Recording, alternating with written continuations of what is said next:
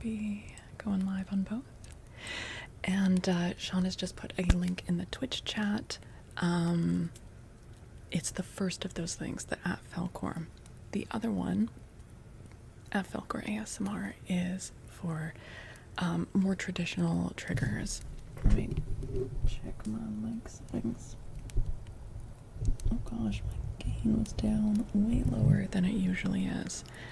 How is this sounding? I just turned up my gain, which usually I turn it down for reading, but it had somehow gotten bonked way down.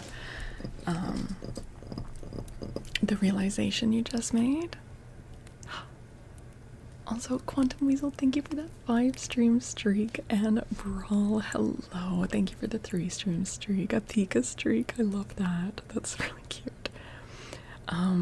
That TikTok of Oz was made in China? Wait, what do you mean? Like, TikTok himself? The man? The man himself. Hello everyone, and hello YouTube. It's been a while. It has been a while. JT McCann, hello over on YouTube. Yes, I was out of town for a little bit, so I was keeping up my stream schedule for the most part on Twitch, but because I was streaming from my little laptop, I did not have the ability to multi-stream, so I'm very sorry. It's been a while since we've been live over here. Hi Artax over on YouTube, thank you so much, and Ash on YouTube, thank you for dropping that lurk over on YouTube. That helps so much, you guys. If you're just even opening up the YouTube stream just to drop a lurk over there, if you're, you know, also lurking on Twitch, or if you're chatting on Twitch because you prefer the chatting there, which I totally get, that still helps with the watch hours over on YouTube, so I really appreciate it. We are back to read books. We're back to read books, and the last time that I was live on this channel, we finished a book, and holy hell, it was so good. It was so good. That was Behind a Mask. I still need to get that sorted properly into a playlist. But tonight we are starting a new book, TikTok of Oz. No, this isn't talking about the social media platform, which Ultraman, now I am understanding that that was the joke you were making. This is the character from the Wizard of Oz series. So for some time now, we've been working our way through the series of books that take place in the land of Oz. And, oh my god, they're kind of horrible and hilarious and weird. And so we space them out because you can only have so much L. Frank Baum at one time. But they are kind of fun to hate read. Parfum, hello from France. Hello, how are you? Bienvenue. So you drinking a Bang earlier? Yeah. Do you feel like you're dependent on them? Yes, I am addicted to energy drinks. Genuinely, it's probably bad, but usually I drink Ghost. This one, the flavor is Sour Ropes, which I don't know what they're... I don't want to think too hard about that. Do you see the book? Oh, yes, let me pin that. Thank you, Sean. Thank you. Okay. There's a message pinned now in all 3 of the chats where if you would like to read the book along with me, you can go to that link and either download it as a PDF, a Kindle, a EPUB, or just open it in a browser tab. All totally fine. And I'll have you guys know that there were 2 options for ebooks for TikTok of Oz on Project Gutenberg, and one of them had no illustrations at all. So of course I chose the one with the horrific illustrations. Big Tonus, welcome. Thank you for the follow.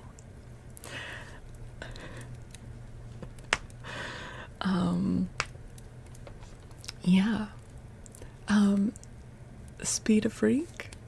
I'm not sure if I'm saying that right, but hello. Oh, Rusty from Twitch, hello. Thank you. Thanks for hopping over to the YouTube. Our number 1 to 7 prerequisites. Good question, Taco. No. I will give you guys a little bit of a summary, but no. No, they're not. All you really need to know is, okay, at this point, Dorothy and her aunt and uncle all live full-time in the Land of Oz. That's the other thing you need to understand. If all you've ever seen is like the Judy Garland movie, the way they present it is that it's all a dream she had while she was knocked unconscious. In the books, Oz is a real place. It's actually on Earth, but it's in the middle of a terrible desert, and so no one could get to it. But of course, as technology advances, they become more worried about more humans finding their way there. And they actually cast a spell that like prevents humans from visiting there. Hi Ibra, welcome. From your teen years, I feel ya, it's all good. You've thumbed through the Oz book. Yeah. So this book, Dorothy's not the main character, at least not to start. We'll see how it goes. We are about to read number 8, which is Tik Tok of Oz. Now, Tik Tok is a character that we met in book number 3, or if you've seen the absolutely amazing film Return to Oz, you'll know him from that movie. They lobotomized the crystal cat last book, didn't they? Yes. Dorothy always butts in, it's true. Hi Marilyn, hello, welcome. So in this one, we've got some returning characters, including the Shaggy Man, who basically is an old hobo that now lives like royalty in Oz, but keeps LARPing as a hobo. And a new character, Betsy Bobbin. We've never met her, but she's gonna end up in Oz. This is not a spoiler, this is the premise. So that's what we're going with. Now, to anyone who just joined on Twitch or anyone coming in on YouTube, we have a bit of a tradition that we started maybe around book number 4 or something. We started to see some predictable patterns come up. Shay, you subbed over on YouTube. Thank you so much. I really appreciate that. We've started playing Oz Bingo. So let me show you what that looks like. I did put it over on vertical, but of course it is a bit smaller on vertical, if you can see that. So these are things that may happen over the course of the book. When they do, we'll stamp them. And yeah, so far we have not failed to win, like honestly more than one bingo per book, because there's a lot of patterns. Yep. Oops. There we go. Okay. Deep Fried, thanks for watching over on the YouTube. Hello. Hi, Elk. Getting your bingo marker out. Oh my goodness. All right. Hi, Dio. Hello. Here for the shenanigans? Hell yeah. Voltaire. Hello, welcome in. Thanks for the follow. Hi, Leo. Okay, so let's get the story open. That one bike guy. Hello. Hi, is it Sedbox or Saeed? Hello. Hi.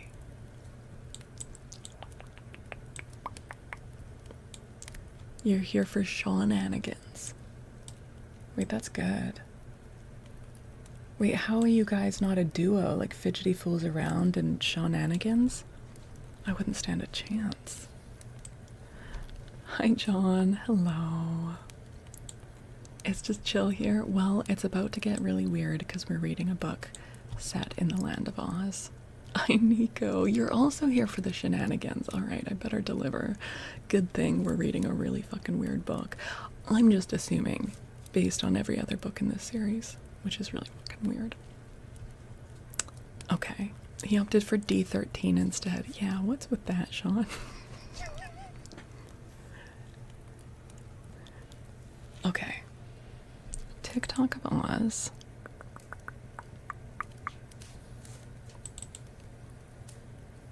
The one with the weird illustrations. Alright, bike guy. Have a good day.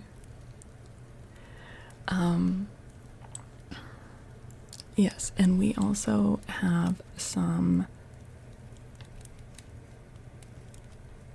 Well, I'm sorry to disappoint you, John. I'm very sorry to disappoint. That's just, unfortunately not gonna happen. Hold on. I need to bring the Kindle up. Kindle. There we go.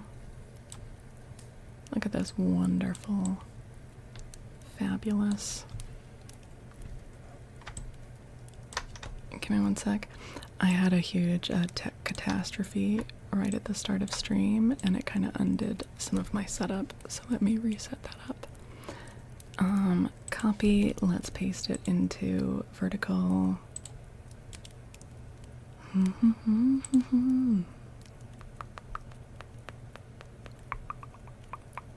Window capture.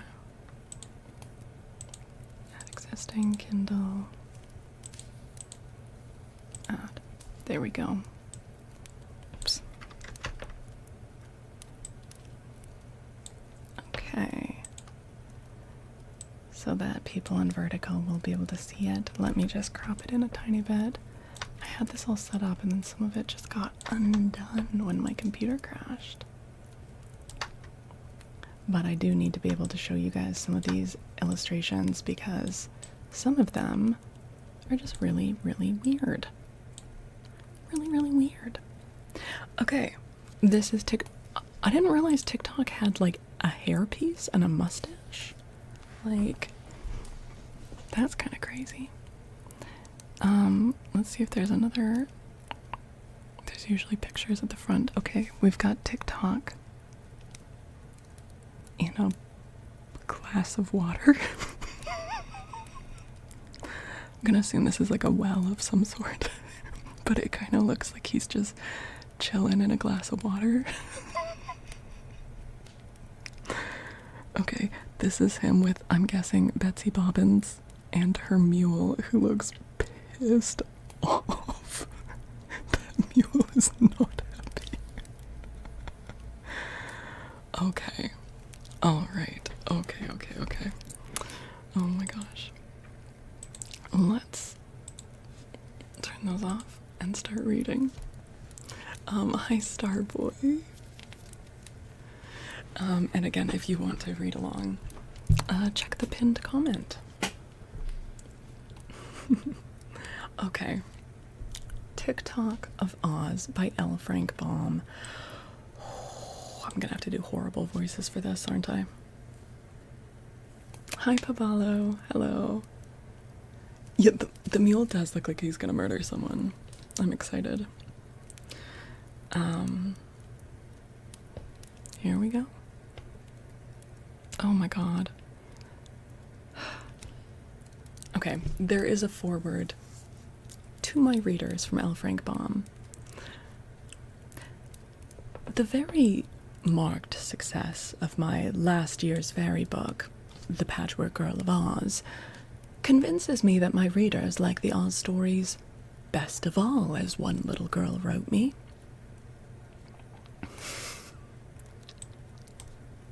Some girl he coerced.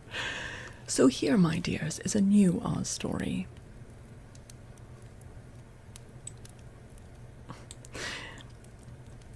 In which is introduced Anne Soforth, the Queen of Ugaboo, whom TikTok assisted in conquering our old acquaintance, the Gnome King.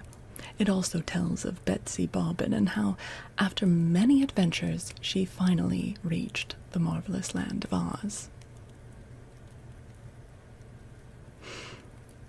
There is a play called The TikTok Man of Oz, but it is not like this story of TikTok of Oz. Although some of the adventures recorded in this book, as well as those in several other Oz books, are included in the play, Those who have seen the play and those who have read the other Oz books will find in this story a lot of strange characters and adventures that they have never heard of before. Bye, Sharp Cuts. In the letters I receive from children, there has been an urgent appeal for me to write a story that will take Trot and Cap'n Bill. The fuck are Trot and Cap'n Bill to the land of Oz? You know what? Maybe there's a short story that we missed or something. You know what? Let's just jump ahead to the chapter.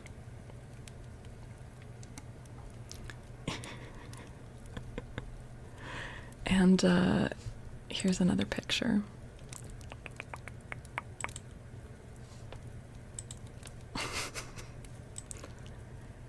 That's Tik Tok riding the donkey. I'm sure the donkey's thrilled about that. Hi, Malum. Captain Bill better... Oh, if it was Bill the Hen, that would be amazing. That would be amazing. Okay. Oh my god.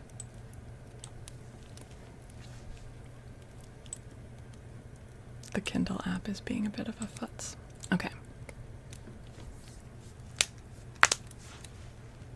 You were on vertical stream on a JavaScript, I'm sorry.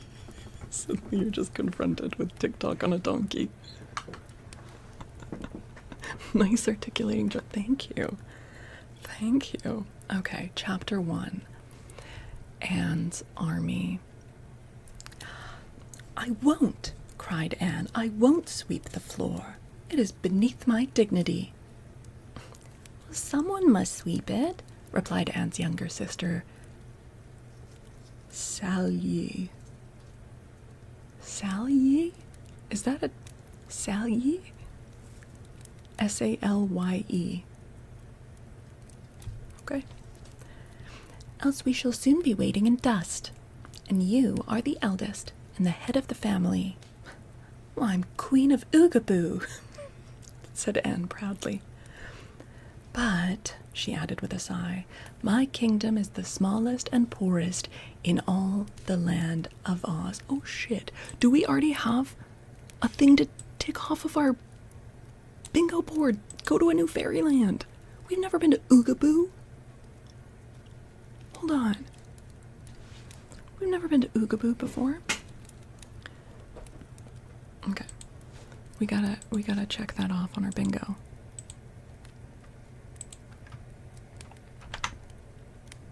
They go to a new fairyland.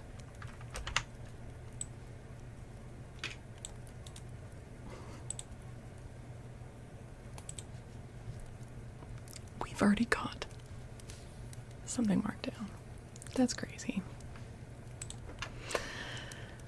Where am I from? Canada. Okay. My kingdom is the smallest and poorest in all the land of Oz. This was quite true. Up away in the mountains, in a far corner of the beautiful fairyland of Oz, lies a small valley, which is named Ugaboo. And in this valley lived a few people who were usually happy and contented and never cared to wander over the mountain pass into the more settled parts of the land. They knew that all of Oz, including their own territory, was ruled by a beautiful princess named Ozma, who lived in the splendid Emerald City. Yet the simple folk of Ugaboo never visited Ozma. They had a royal family of their own, not especially to rule over them, but just as a matter of pride. Ozma permitted the various parts of her country to have their kings and queens and emperors and the like, but all were ruled over by the lovely girl queen of the Emerald City. The king of Ugaboo used to be a man named Jul Jemkif Soforth, who for many years did all the drudgery of deciding disputes and telling his people when to plant cabbages and pickle onions. But the king's wife had a sharp tongue and small respect for the king, her husband. Therefore, one night, King Joel crept over the pass into the land of Oz and disappeared from Ugaboo for good and all. The queen waited a few years for him to return and then started in search of him, leaving her eldest daughter, and so forth, to act as queen. And so forth. Okay. Now, Anne had not forgotten when her birthday came, but that meant a party and feasting and dancing. But she had quite forgotten how many years the birthdays marked. In a land where people live always, this is not considered a cause for regret, so we may justly say that Queen Anne of Ugaboo was old enough to make jelly, and let it go at that. What? What does that mean? What do you mean she's old enough to make jelly?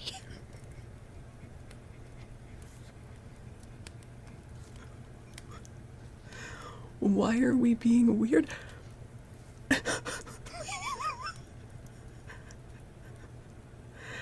And yeah, but the way he says it is as if it's something we're not supposed to talk about. Let's just say she's old enough to make jelly and just let it go at that. What do you mean?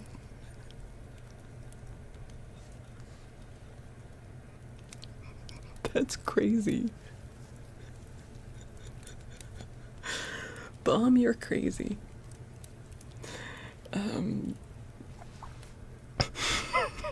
No, it's not a wig.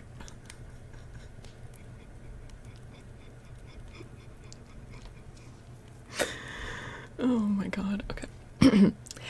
But she didn't make jelly. Or do any more of the housework than she could help. She was an ambitious woman and constantly resented the fact that her kingdom was so tiny and her people so stupid and unenterprising.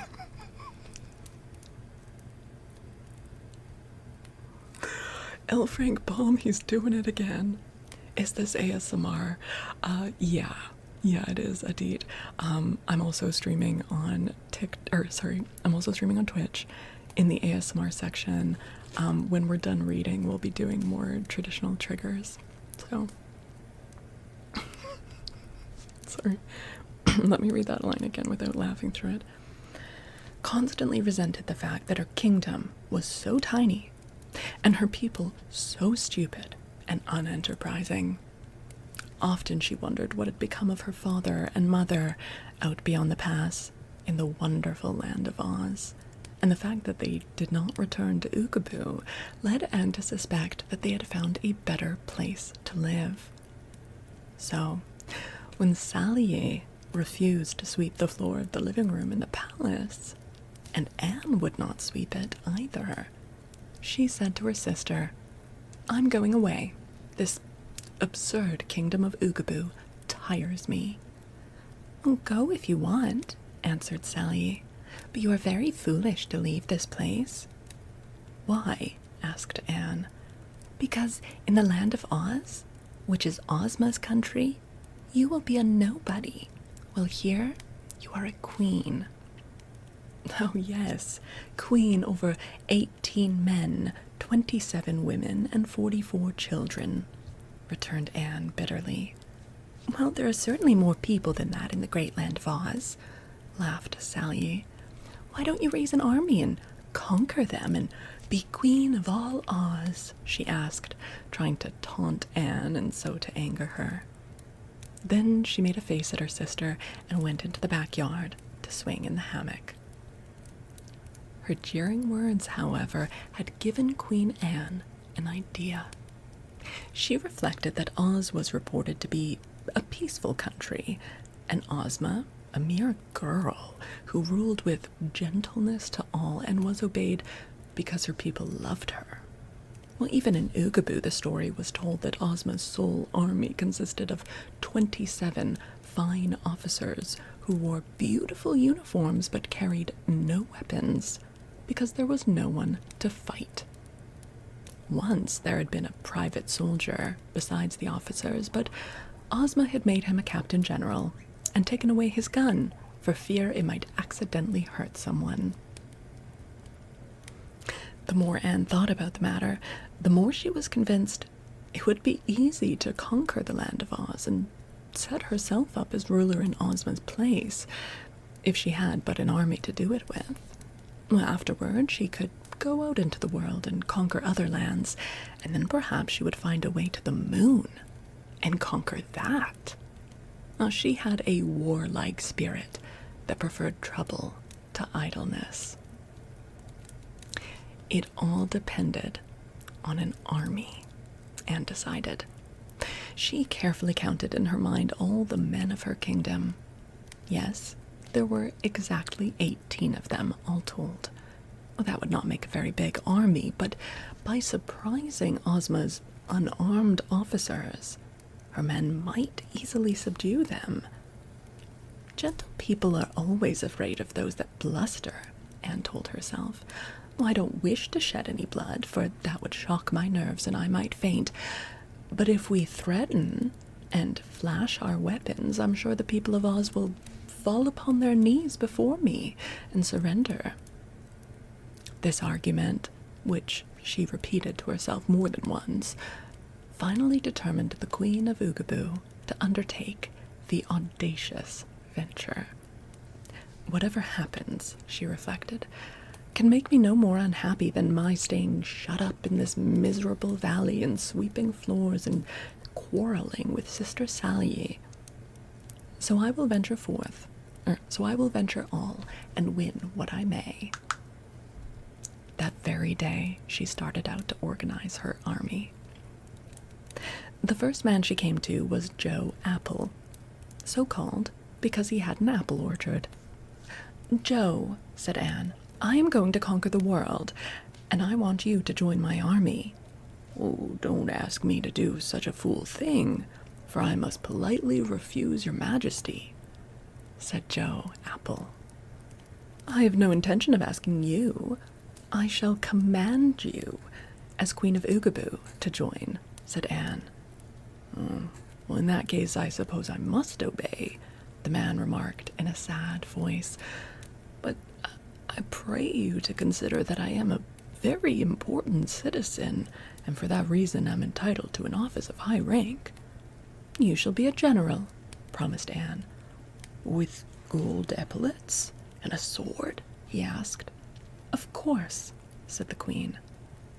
Then she went to the next man, whose name was Joe Bunn, as he owned an orchard where graham buns and wheat buns in great variety, both hot and cold, grew on the trees. "Joe," said Anne, "I'm going to conquer the world, and I command you to join my army."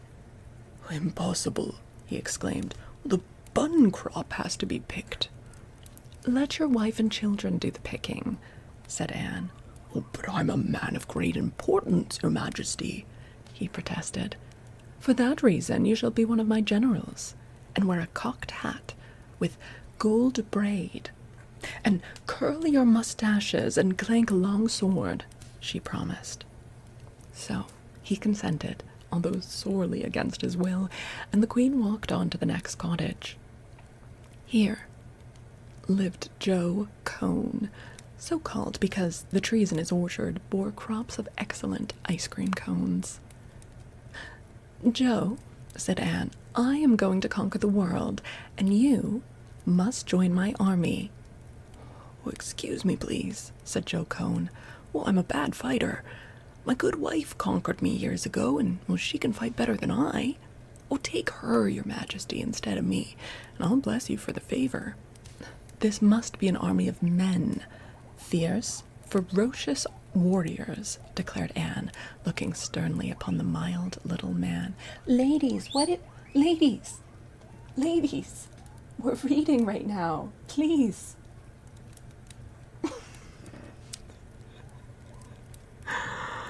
Araja, I'm from Canada.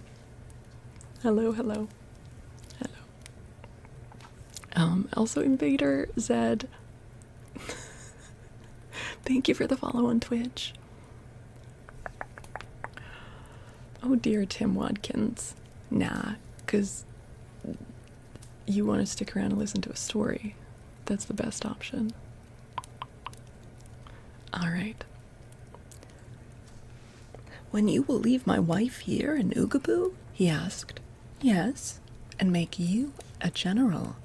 Well, I'll go, said Joe Cone, and Anne went on to the cottage of Joe Clock, who had an orchard of clock trees. Well, this man at first insisted he would not join the army, but Queen Anne's promise to make him a general finally won his consent. How many generals are there in your army? He asked. 4, so far, replied Anne. And how big will the army be? Was his next question. I intend to make every one of the 18 men in Ugaboo join it, she said. Then 4 generals are enough, announced Joe Clock. I advise you to make the rest of them colonels. Anne tried to follow his advice. The next 4 men she visited, who were Joe Plum, Joe Egg, Joe Banjo, and Joe Cheese, named after the trees in their orchards, she made colonels of her army. But the 5th one, Joe Nails, said colonels and generals were getting to be altogether too common in the army of Ugaboo, and he preferred to be a major. So Joe Nails, Joe Cake, Joe Ham, and Joe Stockings were all 4 made majors, while the next 4, Joe Sandwich, Joe Padlocks, Joe Sunday, and Joe Bumble, were appointed captains of the army. Hey, Starboy. Okay, Nico, good night. Dizzy, is Sunday like the ice cream sundae? Yeah. They forgot Joe Mama.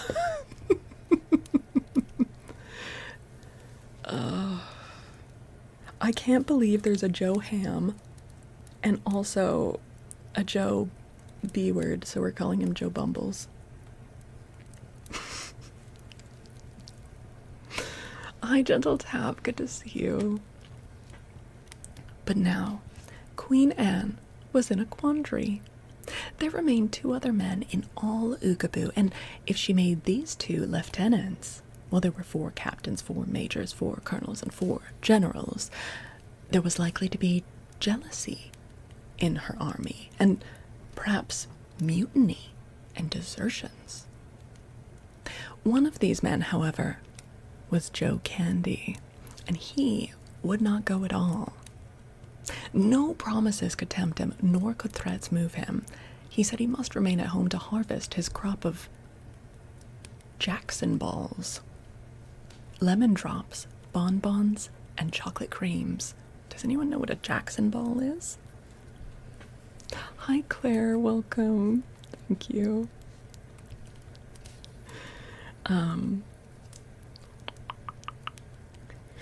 Joking. We do, Shale. I look microwavable? The fuck does that mean? Okay. Also, he had large fields of Cracker Jack and buttered popcorn to be mowed and threshed, and he was determined not to disappoint the children of Ugaboo by going away to conquer the world and so let the candy crop spoil.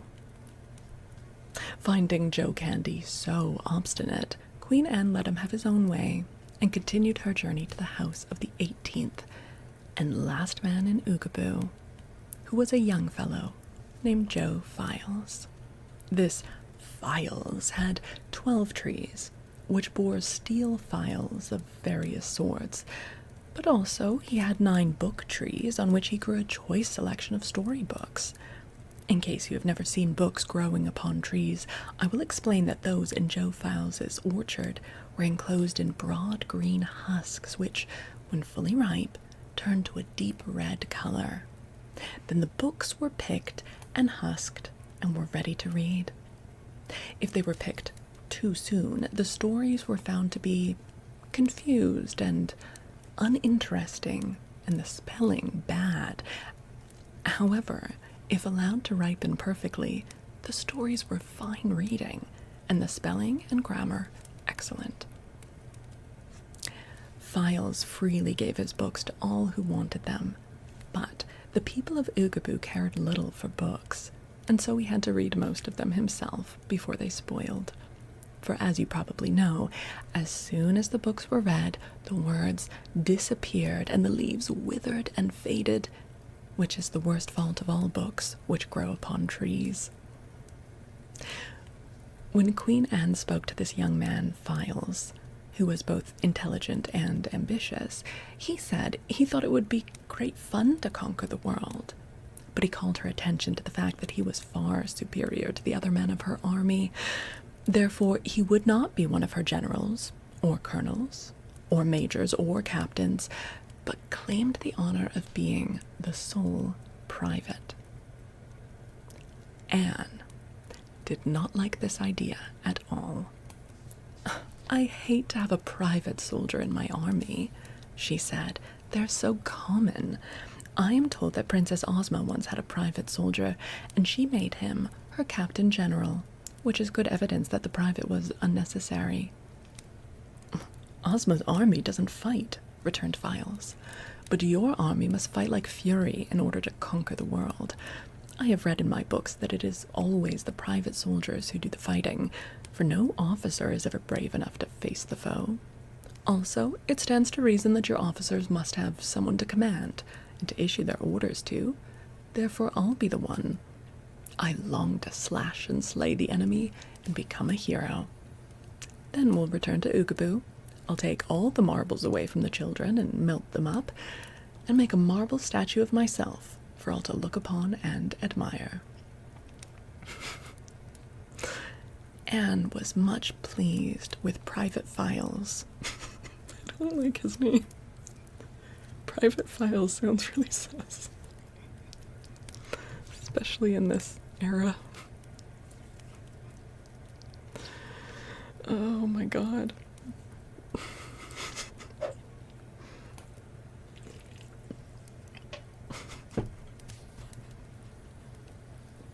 He's a bit bloodthirsty, yeah. Okay.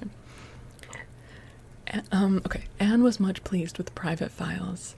He seemed indeed to be such a warrior as she needed in her enterprise, and her hopes of success took a sudden bound when Files told her he knew where a gun tree grew, and would go there at once and pick the ripest and biggest musket the tree bore. Proof that this book was written by an American.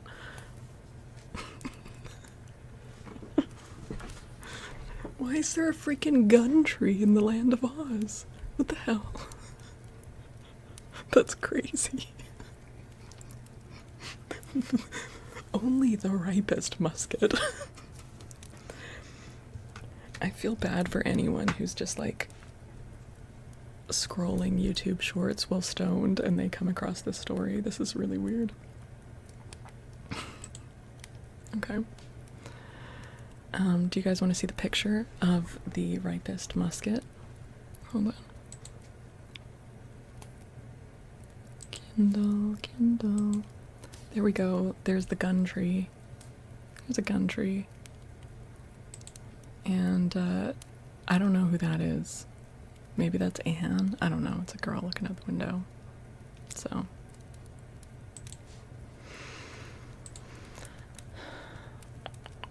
They are growing stock first, yeah? Okay. Also, sorry if I miss... I inevitably will miss some messages while I'm reading, so apologies for that. But thank you for everyone who's hanging out. What do you guys think so far? I thought we were going to start with Betsy. Maybe the muskets fired Jackson balls. I'm pretty sure Jackson balls are a type of candy just because they grew on one of Joe Candy's trees. Another September. Hi. Thank you. How are you doing? Yeah, these are some crazy trees. Like, not the best if I had a very small community and a bunch of magic trees that could grow presumably anything, some of these are just not useful. Okay. Chapter 2. Out of Ugaboo. 3 days later, the grand army of Ugaboo assembled in the square in front of the royal palace. The 16 officers were attired in gorgeous uniforms and carried sharp, glittering swords. The private had picked his gun, and although it was not a very big weapon, Files tried to look fierce and succeeded so well that all his commanding officers were secretly afraid of him. The women were there, protesting that Queen and so forth had no right to take their husbands and fathers from them. But Anne commanded them to keep silent, and that was the hardest order to obey they had ever received. The Queen appeared before her army dressed in an imposing uniform of green, covered with gold braid. She wore a green soldier cap with a purple plume in it, and looked so royal and dignified that everyone in Ugaboo, except the army, was glad she was going. The army was sorry she was not going alone. "Form ranks," she cried in her shrill voice. Sally leaned out of the palace window and laughed. "I believe your army can run better than it can fight," she observed. "Well, of course," replied General Bunn proudly. "We're not looking for trouble, you know, but for plunder. The more plunder and the less fighting we get, the better we shall like our work." "For my part," said Files, "I prefer war and carnage to anything." "Okay, bud. The only way to become a hero is to conquer, and the storybooks all say that the easiest way to conquer is to fight." "That's the idea, my brave man," agreed Anne. "To fight is to conquer, and to conquer is to secure plunder, and to secure plunder is to become a hero. With such noble determination to back me, the world is mine. Goodbye, Sally. When we return, we shall be rich and famous. Come, generals, let us march." At this, the generals straightened up and threw out their chests.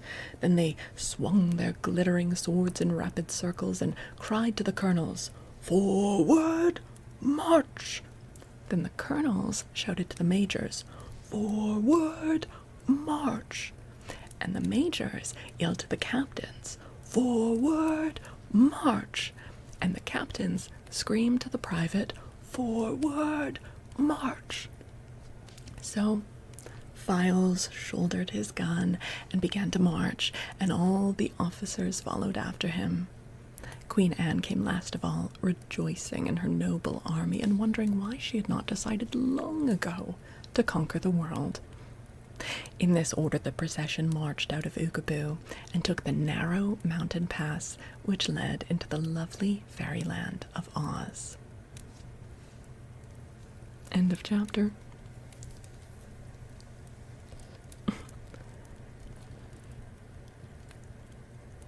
I'm so intrigued. I'm here for even if it's not real. I mean, I'm real. The reading is real. The land of Oz, I'll leave that up to you. I'll leave that up to you to decide for yourself. Chapter 3. Magic mystifies the marchers. Uh-oh. Now, Princess Ozma was unaware that the army of Ugaboo, led by their ambitious queen, was determined to conquer her kingdom. The beautiful girl ruler of Oz was busy with the welfare of her subjects and had no time to think of Anne so forth and her disloyal plans. But there was one who constantly guarded the peace and happiness of the land of Oz, and this was the official sorceress of the kingdom, Glinda the Good. I know, she's scary. It's okay. What do you do during the day? Fidge says sleep. Okay, Fidge, that... Yes, I do sleep a lot during the day, but that's because I am awake in the night. So... True, but also give it some context. Yeah.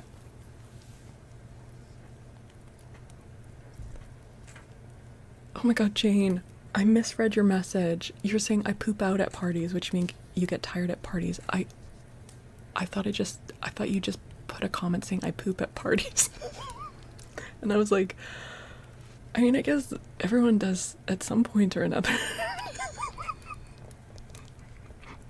But for it to be like an intentional goal.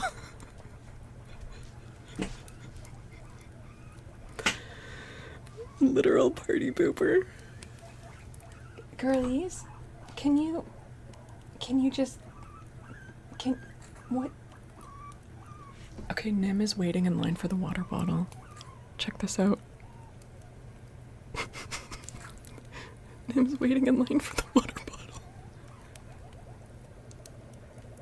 There you go, Nim. Now you can use the water bottle. There you go. Do you guys like this camera angle? Oh, I'm sorry, vertical viewers. The guinea pig cam is not in the vertical. Yeah, that was very polite, Nim. You were waiting in line. Okay. Alright. That was funny. Umberto, hello. Hello. Okay. Let's see. Sorry, let's get back to it.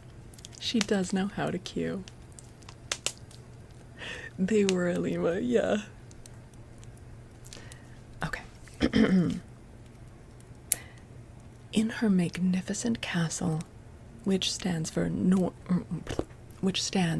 north of the Emerald City where Ozma holds her court, Glinda owns a wonderful magic record book in which is printed every event that takes place anywhere just as soon as it happens.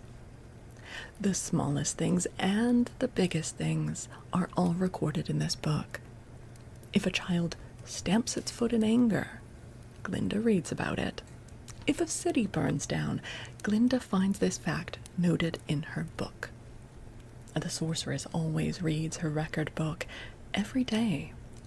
And so it was she knew that Anne Soforth, Queen of Ugaboo, had foolishly assembled an army of 16 officers and 1 private soldier, with which she intended to invade and conquer the land of Oz. There was no danger but that Ozma, supported by the magic arts of Glinda the Good and the powerful Wizard of Oz, both her firm friends, could easily defeat a far more imposing army than Anne's. But it would be a shame to have the peace of Oz interrupted by any sort of quarreling or fighting. So Glinda did not even mention the matter to Ozma or to anyone else. Samuel, what's this channel about? So my kind of the full thing happens over on Twitch, and on Twitch it's a mixture of chit chat, book reading, and traditional ASMR triggers. It's all in the ASMR category, so it is lower volume, and you know, sometimes people like to fall asleep to it. The YouTube channel that I'm live on right now, I only go live for the book reading portion of the stream. And then when we're done reading, I end the stream on YouTube. But we keep going on Twitch. And then I've got another YouTube channel that is specifically for more traditional ASMR triggers. And so then I'll go live on that one to do those. So you don't read books but you like ASMR? Well, if you enjoy listening to reading or just chatting for ASMR purposes, that's fine. But also I do have another channel for more traditional triggers, or if you just want to catch the whole thing, it's over on Twitch. Oh my gosh, no. God, enjoy it. No. Just a ooh, that would be a bad split. Hi Bella, hello. Okay, here we go. What's the other channel? So this one is youtube.com/@Faolkor. The other one is @Faolkor ASMR. So you just take the URL of this channel and add ASMR on the end of it. And also Fidgety has just put the link in chat for you. That's my other YouTube channel. Okay. Brayden, are you asking what ASMR is? It can be a lot of things, but generally I'm using the term to mean like cozy content that people wind down, relax, and sleep to. We do a mixture of noises, comforting noises, whispering or soft-spoken talking, guided meditations and breathing. You need sunlight. I hate sunlight. Okay, let's get back to the book. But thanks for joining. Okay. What do you mean, why so pale? You can't just go around and ask people why they have the skin tone they do. Can you imagine doing that for like any other skin tone? That's crazy. Okay. ASMR is where you shiver your tingles. Yes. Oh my God, dude. Okay. Okay. So Glinda did not even mention the matter to Ozma or to anyone else. She merely went into a great chamber of her castle, known as the Magic Room, where she performed a magical ceremony which caused the mountain pass that led from Ugaboo to make several twists and turns. The result was that when Anne and her army came to the end of the pass, they were not in the land of Oz at all, but in an adjoining territory that was quite distinct from Ozma's domain and separated from Oz by an invisible barrier. Now, as the Ugaboo people emerged into this country, the pass they had traversed disappeared behind them, and it was not likely that they would ever find their way back into the valley of Ugaboo. They were greatly puzzled indeed by their surroundings and did not know which way to go. None of them had ever visited Oz, so it took them some time to discover they were not in Oz at all, but in an unknown country. "Never mind," said Anne, trying to conceal her disappointment. "We have started out to conquer the world, and here is part of it. In time, as we pursue our victorious journey, we will doubtless come to Oz, but until we get there, we may as well conquer whatever land we find ourselves in." "Have we conquered this place, Your Majesty?" anxiously inquired Major Cake.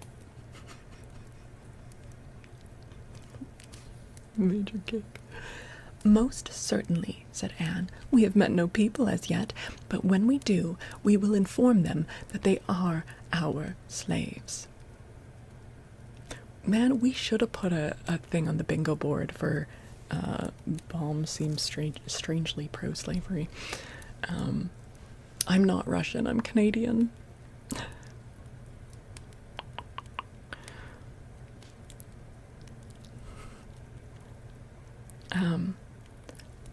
"And afterwards we will plunder them of all their possessions," added General Apple.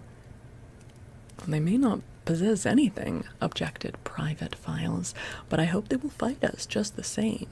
A peaceful conquest wouldn't be any fun at all." "Don't worry," said the Queen. "We can fight whether our foes do or not, and perhaps they would find it more comfortable to have the enemy surrender promptly." It was a barren country, and not very pleasant to travel in. Moreover, there was little for them to eat, and as the officers became hungry, they became fretful. Many would have deserted had they been able to find their way home, but as the Ugaboo people were now hopelessly lost in a strange country, they considered it more safe to keep together than to separate. Queen Anne's temper, never very agreeable, became sharp and irritable as she and her army tramped over the rocky roads without encountering either people or plunder.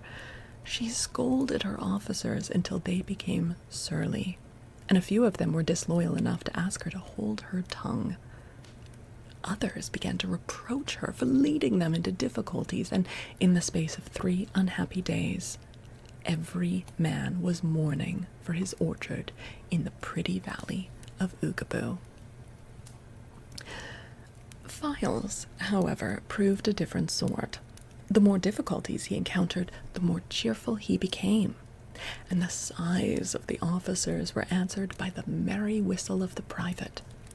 His pleasant disposition did much to encourage Queen Anne, and before long she consulted the private soldier more often than she did his superiors. It was on the 3rd day of their pilgrimage that they encountered their first adventure. Toward evening, the sky was suddenly darkened, and Major Nails exclaimed, "A fog is coming toward us." "I do not think it is a fog," replied Files, looking with interest at the approaching cloud. "It seems to me more like the breath of a rack." "What is a rack?" asked Anne, looking about fearfully. "Oh, a terrible beast, with a horrible appetite," answered the soldier, growing a little paler than usual. "I've never seen a rack, to be sure, but I have read of them in the storybooks that grew in my orchard, and if this is, indeed, one of those fearful monsters, we are not likely to conquer the world." Hearing this, the officers became quite worried and gathered closer about their soldier. "What is the thing like?" asked one.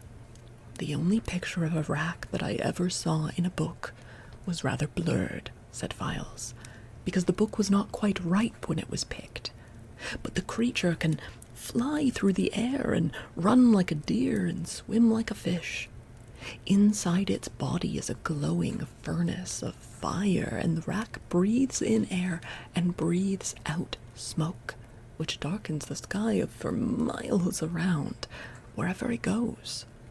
It is bigger than 100 men and feeds on any living thing." The officers now began to groan and to tremble, but Files tried to cheer them up, saying, "Well, it may not be a rack after all that we see approaching us, and you must not forget that we people of Ugaboo, which is part of the fairyland of Oz, cannot be killed." "Nevertheless," said Captain Bumbles, "if the rat catches us and chews us up into small pieces and swallows us, what will happen then?" "Then each small piece will still be alive," declared Files. Wait, does this qualify yet as horrors beyond comprehension? Holy hell, that's terrible. Right? 100%? What do you guys think? Horrors beyond comprehension? Each piece of yourself? Well, I cannot see how that would help us, wailed Colonel Banjo. A hamburger steak is a hamburger steak, whether it is alive or not. Yeah, okay, let's bring up the bingo board. Let's bring up the bingo board. Okay. And we just have to... Okay, horrors beyond comprehension. Why do we always get horrors beyond comprehension in, like, the first chapter?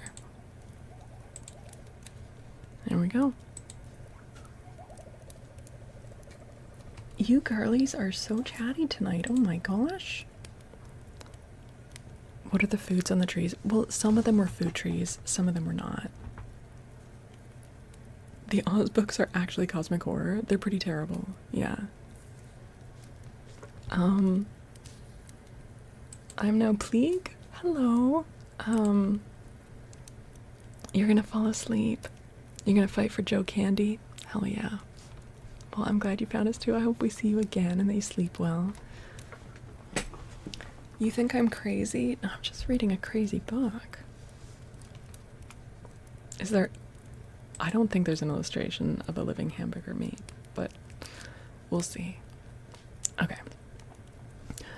I tell you, this may not be a wreck, persisted Files. We will know when the cloud gets nearer whether it is the breath of a wrack or not. If it has no smell at all, it is probably a fog.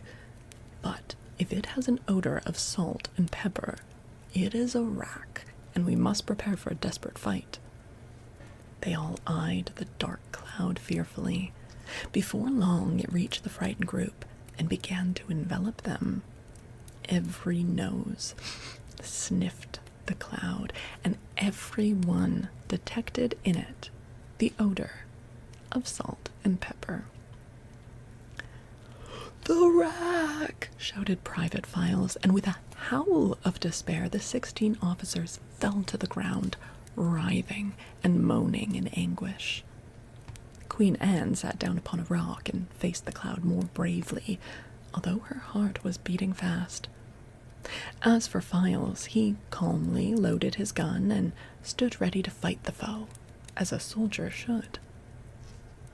They were now in absolute darkness, for the cloud which covered the sun and the setting sun was black. Which covered the sky and the setting sun was black as ink. Then, through the gloom appeared 2 round, glowing balls of red, and Files at once decided these must be the monster's eyes. Hi, Full Metal Mexican. Thank you for the follow. Welcome. He raised his gun, took aim, and fired. Now, there were several bullets in the gun, all gathered from an excellent bullet tree in Ugaboo, and they were big and hard. They flew toward the monster and struck it, and with a wild, weird cry, the rack came fluttering down, and its huge body fell plump upon the forms of the 16 officers, who thereupon screamed louder than before. You can only put 1 bullet in a musket. Well, this is a musket that was grown on a tree. Like, maybe your musket just wasn't fully ripe.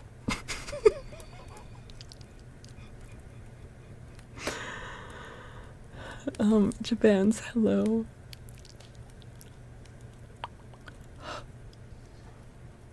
"Badness me," moaned the rack. "See what you've done with that dangerous gun of yours." "Well, I can't see," replied Files, "for the cloud formed by your breath darkens my sight."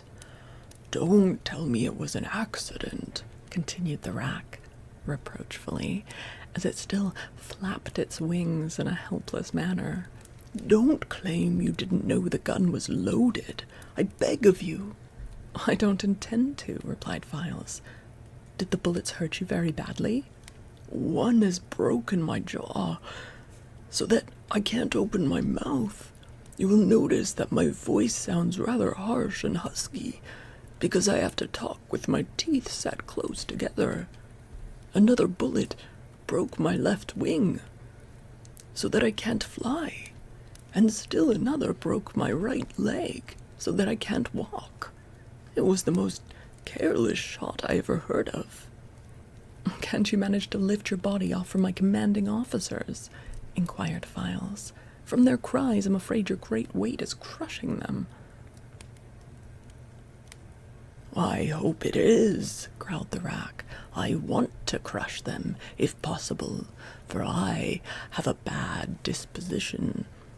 If only I could open my mouth, I'd eat all of you, although my appetite is poorly this warm weather." Hi, Carrot. Good to see you. Get fucked, said the rack. With this, the rack began to roll its immense body sidewise so as to crush the officers more easily.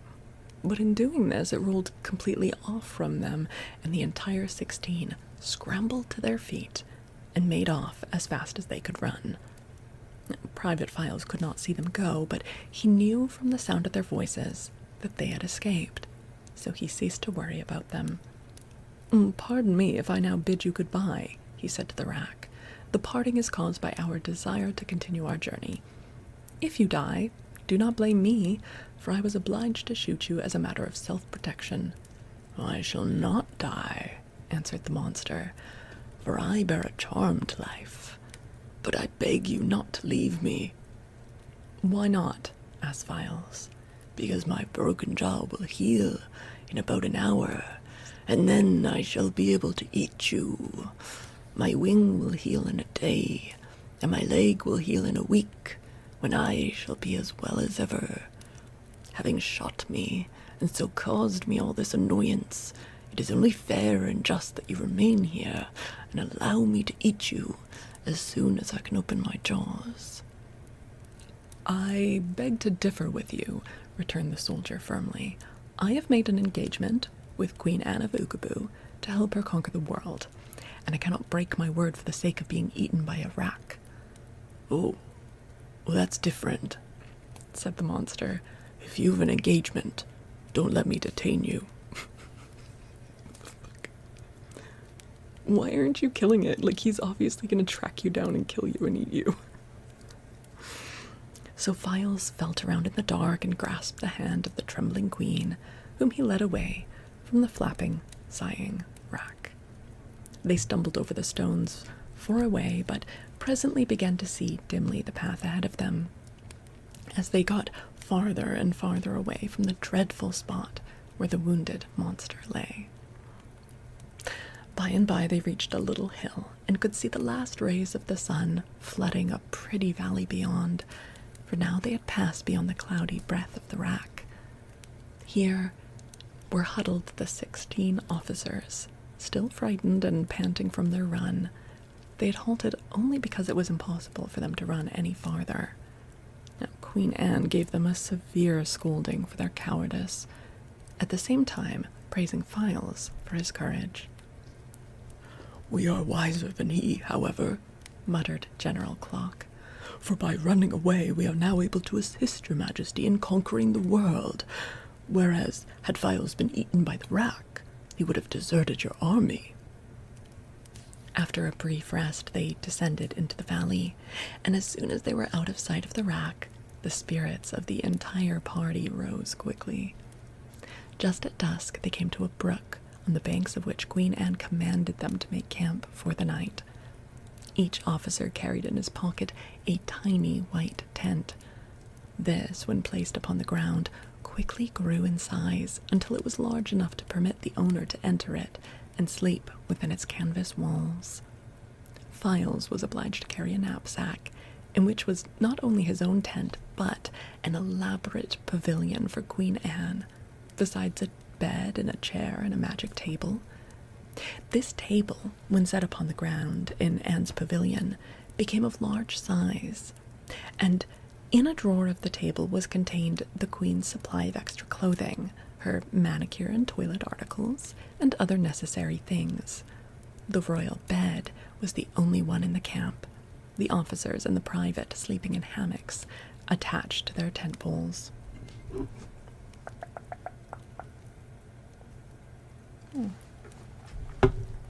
Oops. Hold on.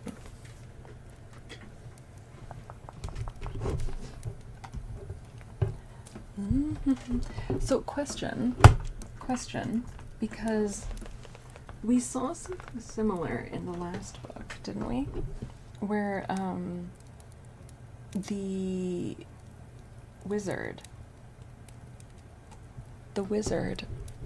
had tents like that.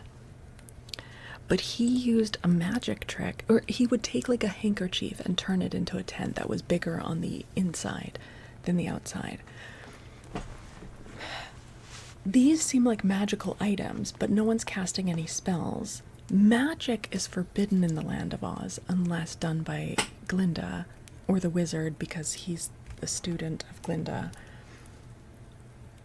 So, is it okay to use these magical objects, I guess? Where did they go? I don't know. Questions.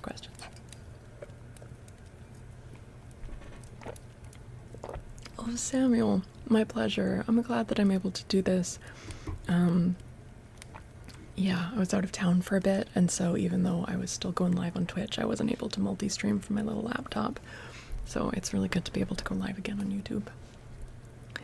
Yeah, well, definitely Enchanted, but commodified magic, maybe, yeah. He was producing magic pills for people, yeah. Yeah. Well, yeah, and I guess, like, Ozma has magic objects. I guess magical objects are maybe allowed. Okay. Hey, Bike Guy, welcome back. Welcome back. There was also in the knapsack a flag bearing the royal emblem of Ugaboo. And this flag files flew on its staff every night to show that the country they were in had been conquered by the Queen of Ugaboo.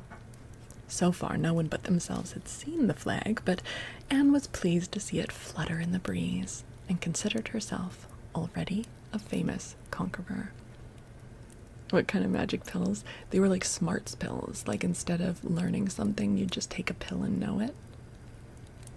So everyone would go to university and just like pop pills and... Alright. Chapter 4. Betsy braves the billows. So like every university. Like Adderall. Yeah, but like, much more. They didn't have to study anything. They just like, more like in the Matrix when you just like download a skill. Yeah, dizzy. Okay. The waves dashed, and the lightning flashed, and the thunder rolled, and the ship struck a rock. Betsy Bobbin was running across the deck, and the shock sent her flying through the air until she fell, with a splash, into the dark blue water. The same shock caught Hank, a thin little sad-faced mule, and tumbled him also into the sea, far from the ship's side. When Betsy came up, gasping for breath because the wet plunge had surprised her, she reached out in the dark and grabbed a bunch of hair. At first she thought it was the end of a rope, but presently she heard a dismal and knew that she was holding fast to the end of Hank's tail. Suddenly the sea was lighted up by a vivid glare. The ship, now in the far distance, caught fire, blew up, and sank beneath the waves. What were they transporting? It was just like a girl, a donkey, and a shit ton of gunpowder. Like, what was on the ship?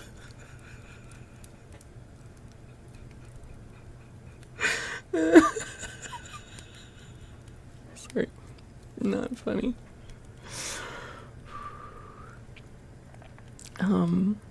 This should be a regular long sleep time post because we need to listen to it over and over so we can fall asleep, not a one-time live stream. Well, the man, I generally do this a few times a week, and there are past broadcasts that I still have, I need to get our most recent book into a playlist, but put into playlist. So if you do want to fall asleep to me reading, those playlists are available. Alright. That's crazy though. Yes, of course I have to make a donkey's... There's no way for me to read an L. Frank Baum book without having to make some sort of humiliating noise or voice. You guys know how it goes. You had me at Girl, Donkey, and Gunpowder. Welcome to Oz. You highly recommend Carmilla. Carmilla is so good. Oh, Srijan, thank you. Thank you. A girl, a donkey, and a shit load of gunpowder. The sequel to The Lion, the Rich, and the Wardrobe we didn't know we needed. Hi, Miss Snapester. Hello, it's so good to see you. Yes, I am back. I'm so sorry for the absence from YouTube. I have been having to go out of town for personal family sad reasons, and during that time I'm not able to multi-stream. If you want to make sure not to be missing my streams during those times, make sure you're also sub to my Twitch. But yeah, it is good to see you again. Okay, so girl and donkey are overboard. Maddie, thank you for the raid. Welcome in. Pal might even have to sing again. Oh god. Oh god. Sir Chatty Maddie, thank you so much for the raid. Welcome in. You guys make sure you're dropping a follow and checking out Maddie's content. Were you reading as well tonight, Maddie? We've just started book number 8 in the Wizard of Oz series, which is called Tik Tok of Oz, and so far Tik Tok has not been a character, but I expect he will at some point. Thank you, Dizzy. It's been a lot, but anyway. You were collabing with Una? Oh, that's awesome. That's awesome. That's so fun. Well, welcome in. It's so good to have you guys here. You were playing Borderlands 4 with her. Nice. Nice. Okay. Alright. So we have just started chapter 4. If you want to read along, check the pinned post for where you can find this book. Brand new character introduced this chapter, Betsy and Hank, her mule. They've been lost overboard in a storm and their ship just exploded in the distance. Okay. Betsy shuddered at the sight.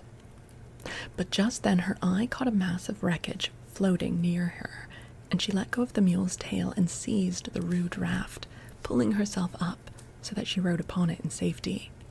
Hank also saw the raft and swam to it, but he was so clumsy he never would have been able to climb upon it, had not Betsy helped him to get aboard.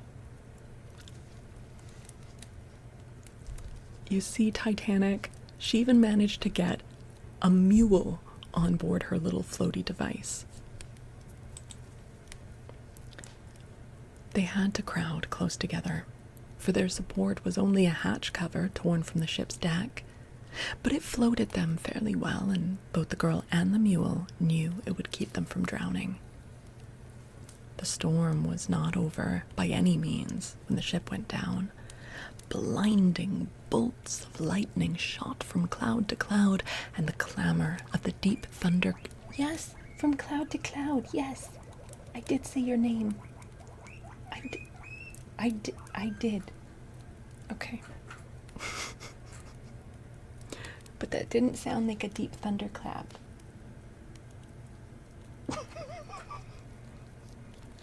And the clamor of deep thunderclaps echoed far over the sea.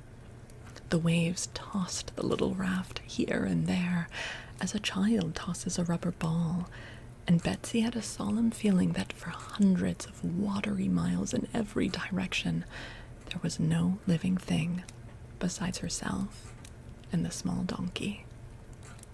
And perhaps Hank had the same thought, for he gently rubbed his nose against the frightened girl and said, in his softest voice, as if to comfort her.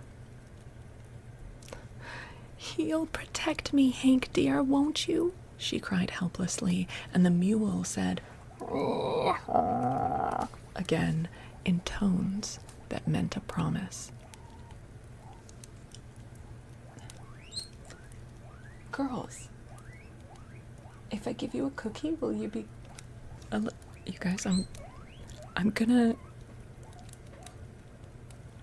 just let me give them a cookie, because they're being very noisy.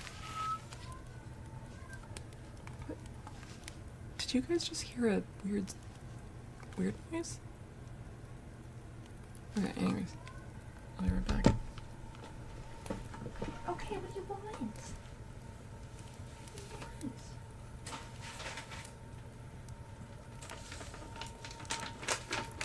Yes?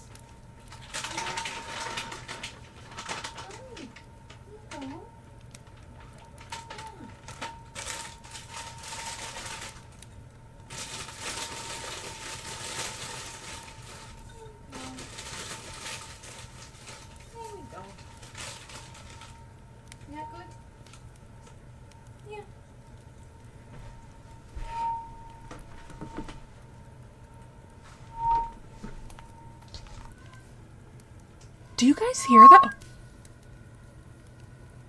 What is that? What is that? What the fuck is that? Okay, let me mute.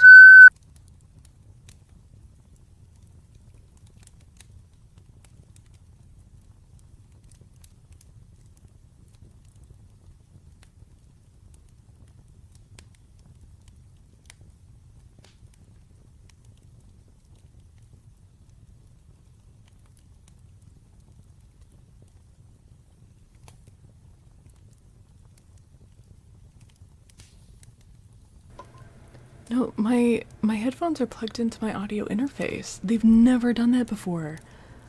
Oh my god, that's horrible. How do I make it not happen?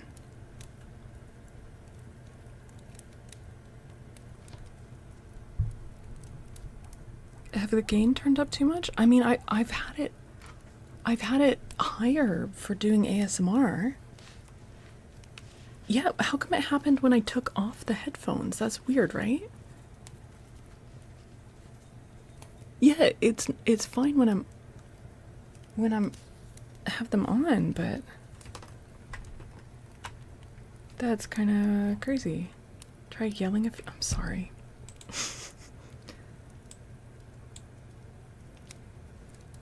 Don't take off the headphones near the mic. Really? That's it?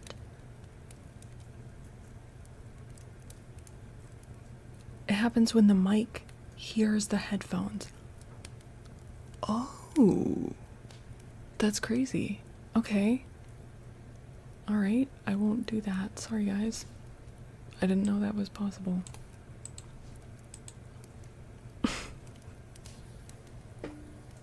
Yeah, okay. All right. Sorry about that. That was a horrible noise. Okay. Back to story. On board the ship, during the days that preceded the wreck, when the sea was calm, Betsy and Hank had become good friends. So, while the girl might have preferred a more powerful protector in this dreadful emergency, she felt that the mule would do all in a mule's power to guard her safety. At night they floated, and when the storm had worn itself out and passed away with a few distant growls, and the waves had grown smaller and easier to ride, Betsy stretched herself out on the wet raft and fell asleep. Hank did not sleep a wink. Perhaps he felt it his duty to guard Betsy. Anyhow, he crouched on the raft beside the tired, sleeping girl and watched patiently until the first light of dawn swept over the sea. The light wakened Betsy Bobbin. She sat up, rubbed her eyes, and stared across the water. "Oh, Hank, there's land ahead," she exclaimed.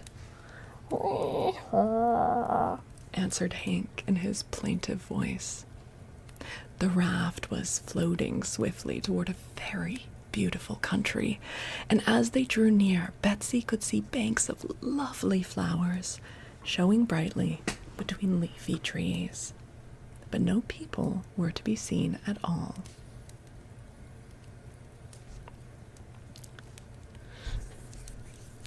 Chapter 5.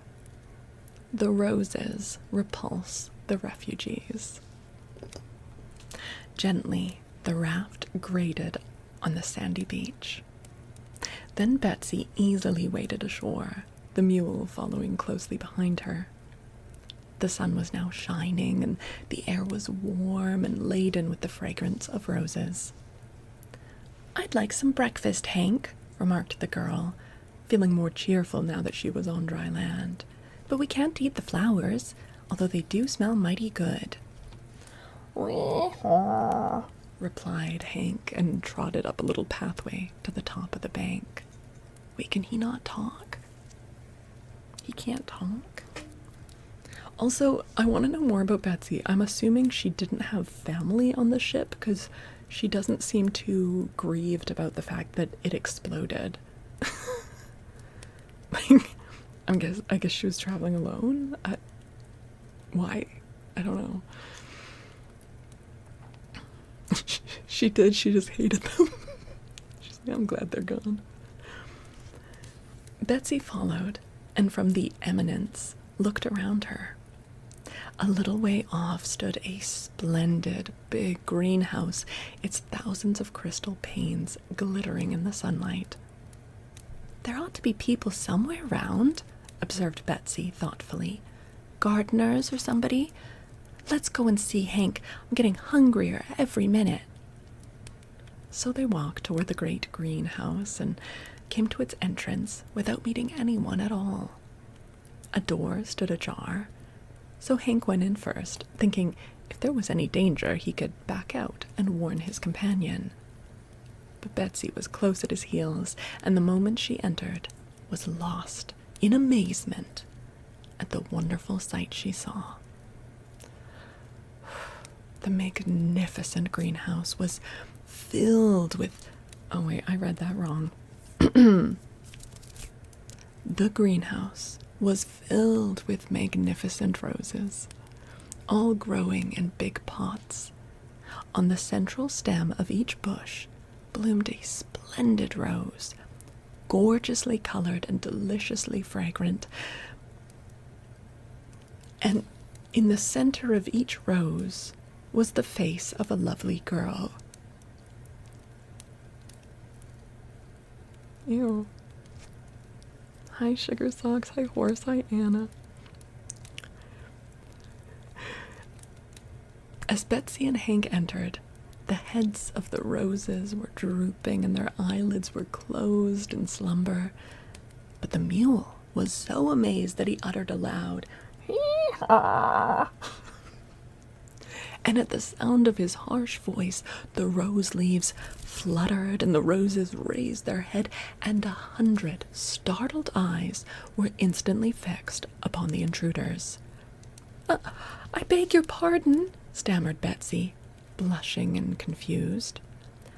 "Oh," cried the roses in a sort of sighing chorus, and one of them added, "What a horrid noise!"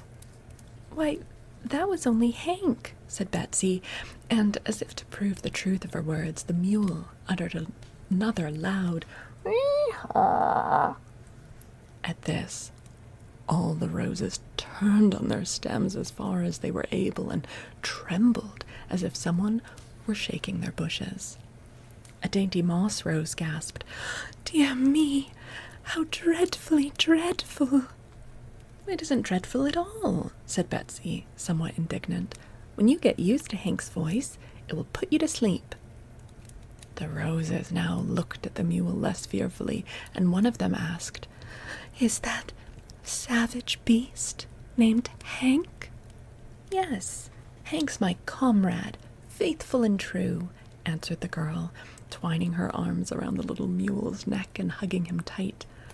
"Aren't you, Hank?" Hank could only say in reply, "Hee-haw!" And at his bray, the roses shivered again. "Please, go away," begged one. "Can't you see you're frightening us out of a week's growth?" "Go away?" echoed Betsy. "Why, we've no place to go. We've just been wrecked." "Wrecked?" asked the roses in a surprised chorus. "Yes, we were on a big ship, and the storm came and wrecked it," explained the girl. "But Hank and I caught hold of a raft and floated ashore to this place, and we're tired and hungry. What country is this, please?" "This is the Rose Kingdom," replied the moss rose haughtily, "and it is devoted to the culture of the rarest and fairest roses grown." "I believe it," said Betsy, admiring the pretty blossoms. "But only roses are allowed here," continued a delicate tea rose, bending her brows in a frown. Therefore, you must go away before the royal gardener finds you and casts you back into the sea. Oh, is there a royal gardener then? Inquired Betsy. To be sure. And is he a rose too? Of course not. He's a man, a wonderful man, was the reply. Well, I'm not afraid of a man, declared the girl, much relieved, and even as she spoke, the royal gardener popped into the greenhouse, a spading fork in one hand and a watering pot in the other. He was a funny little man, dressed in a rose-colored costume with ribbons at his knees and elbows and a bunch of ribbons in his hair. His eyes were small and twinkling, his nose sharp, and his face puckered and deeply lined. "Oh ho!" he exclaimed, astonished to find strangers in his greenhouse. And when Hank gave a loud bray, the gardener threw the watering pot over the mule's head and danced around with his fork, in such agitation that presently he fell over the handle of the implement and sprawled at full length upon the ground. Betsy laughed and pulled the watering pot off from Hank's head. The little mule was angry at the treatment he had received and backed toward the gardener threateningly. "Look out for his heels," called Betsy warningly, and the gardener scrambled to his feet and hastily hid behind the roses. "You are breaking the law," he shouted, sticking out his head to glare at the girl and the mule. "What law?" asked Betsy. "The law of the Rose Kingdom. No strangers are allowed in these domains." "Not when they're shipwrecked?" she inquired. "Well, the law doesn't accept shipwrecks," replied the royal gardener, and he was about to say more when suddenly there was a crash of glass, and a man came tumbling through the roof of the greenhouse and fell plump to the ground. End of chapter. Do you guys want to see a picture of the roses? Taco Cat, thank you for the 100 biddies. Why is Thaddeus not... How come that command isn't showing up as the actual emotes? Artax, thank you for the 100 biddies. Is that hype one showing up for you guys? It's just showing up as the words for me. Okay. Let's look at... Oh, no, not that one. Let's look at the Kindle. Just words here too. I wonder why. Like, it has permission. Oh, well. Okay, here's the roses. Looking like pretty girls.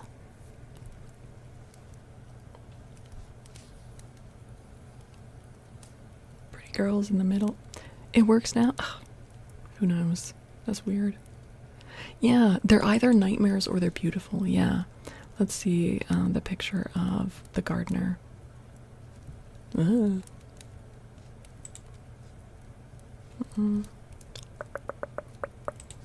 zoom this out a little bit.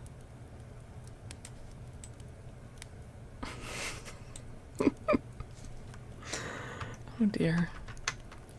Alright. Now, that is a bit of a cliffhanger moment, but we have read 5 chapters. Do we want to read one more, or do we want to end here? How are we feeling?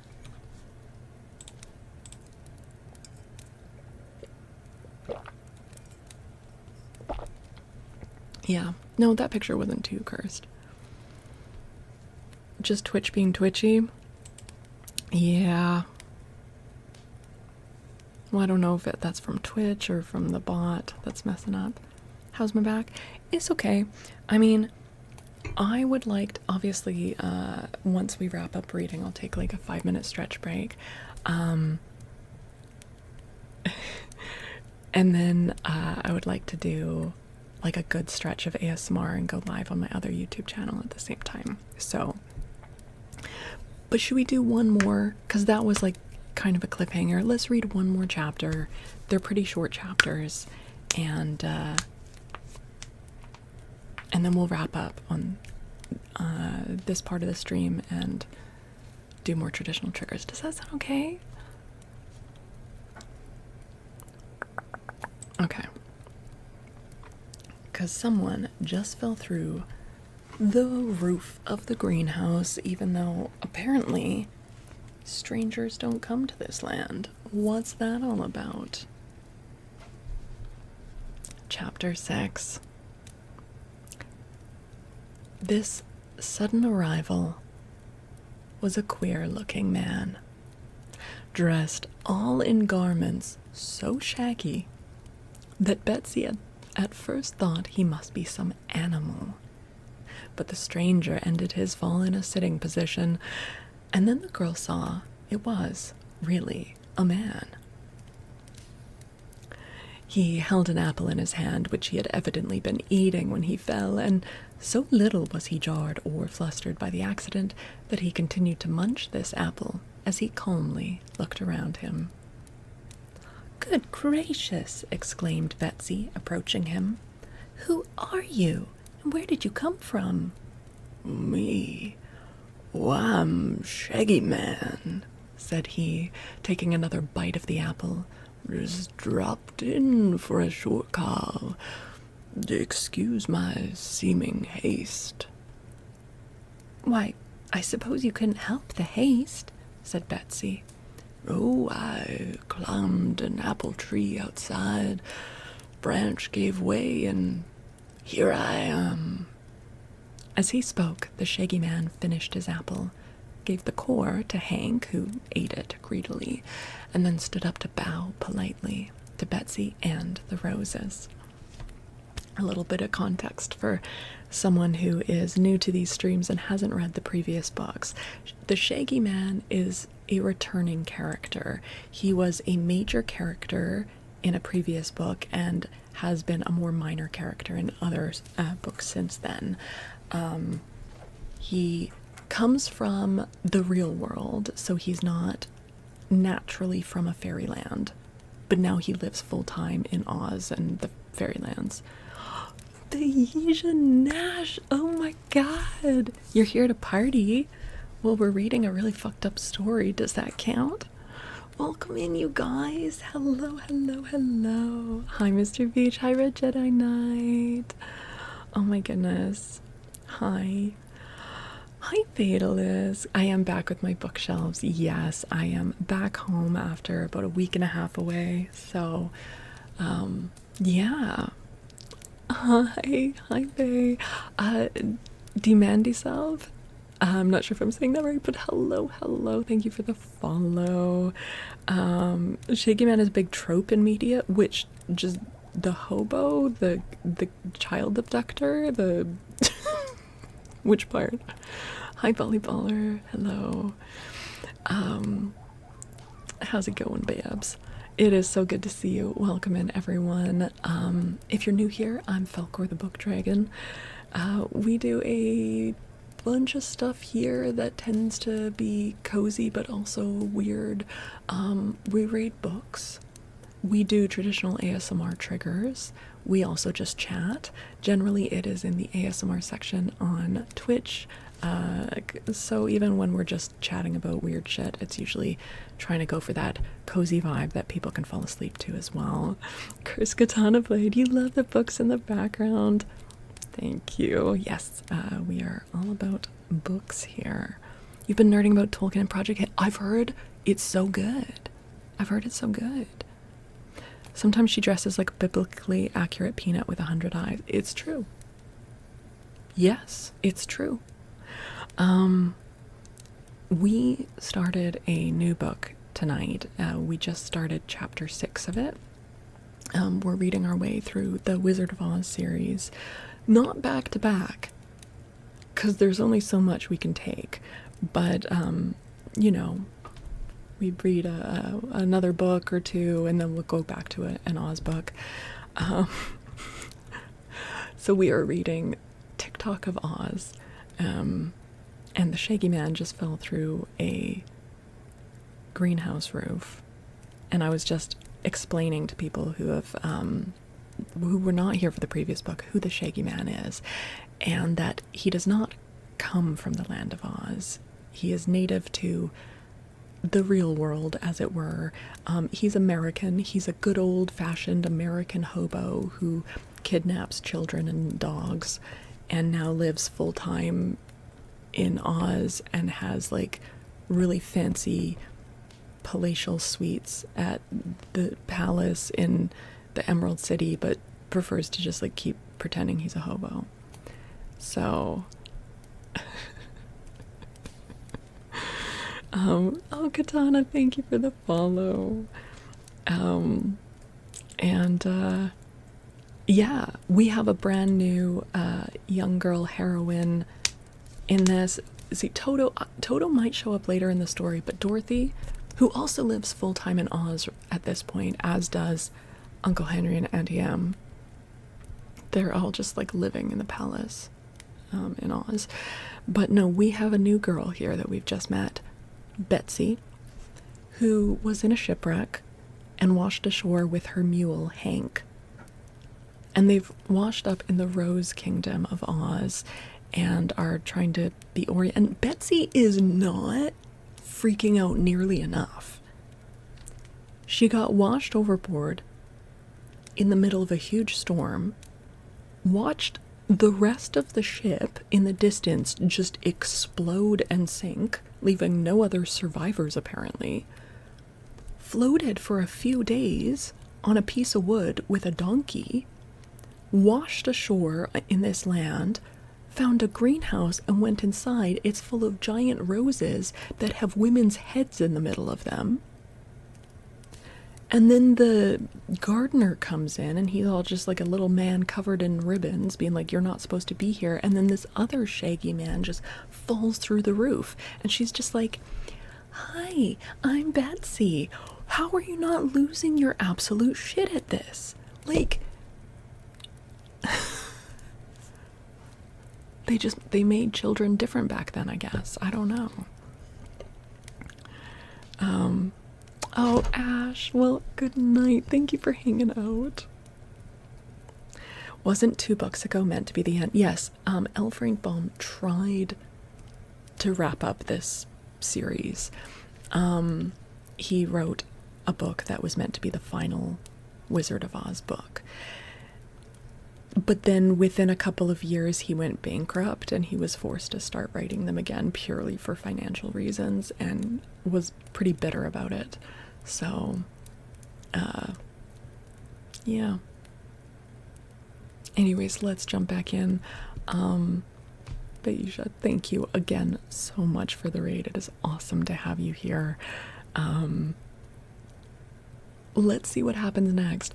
After this chapter, we're probably going to switch gears and do just like traditional triggers, but keep on chatting and all of that. So thank you, Bay. Yeah, it's good to be back, but oh my goodness, the back and forth is pretty tiring. But yeah. All right, let's see what happens. Okay. As he spoke, the shaggy man finished his apple, gave the core to Hank, who ate it greedily, and then stood up to bow politely to Betsy and the roses. Now, the royal gardener had been frightened nearly into fits by the crash of glass and the fall of the shaggy stranger into the bower of the roses.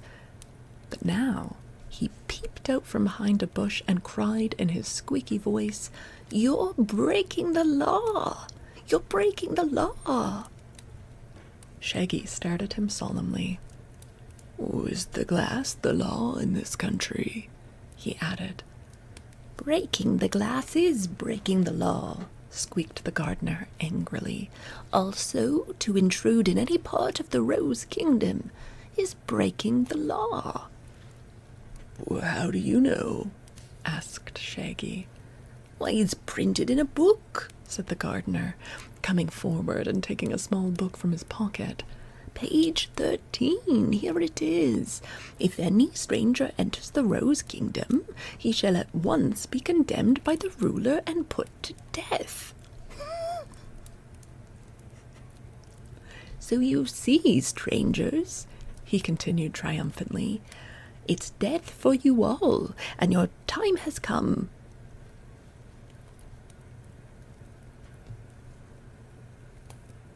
Are you insulting my aesthetic sensibility? What's going on here? What the hell? That ellipses of yours is doing a lot of talking there, Sean.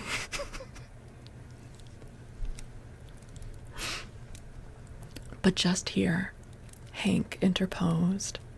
He had been stealthily backing toward the royal gardener, whom he disliked, but now the mule's heels shot out and struck the little man in the middle. He doubled up like the letter U and flew out the door so swiftly, never touching the ground, that he was gone before Betsy had time to wink. But the mule's attack frightened the girl. "Come," she whispered, approaching the shaggy man and taking his hand. "Let's go somewhere else. They'll surely kill us if we stay here." "Oh, don't worry, my dear," replied Shaggy, patting the child's head. "Well, I'm not afraid of anything, so long as I have the love magnet." Bro, you're not supposed to have the love magnet anymore. Ozma took it from him. No wonder she went and took his hand. He's got the perverted love magnet on him.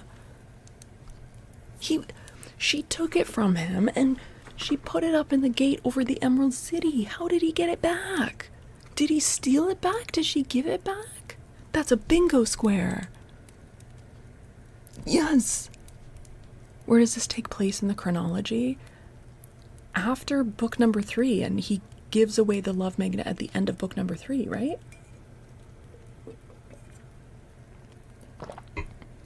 This is so creepy. He keeps stealing children because he has a charm that makes people love him no matter what. Okay, let's bring out the bingo board. Jesus, you gotta stop this, man. The love magnet interferes in some way. Christ. It's not okay, man. It's not okay.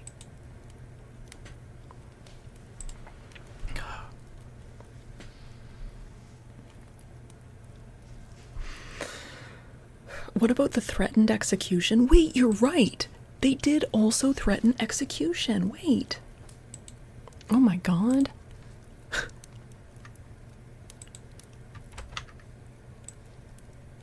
Oh my god.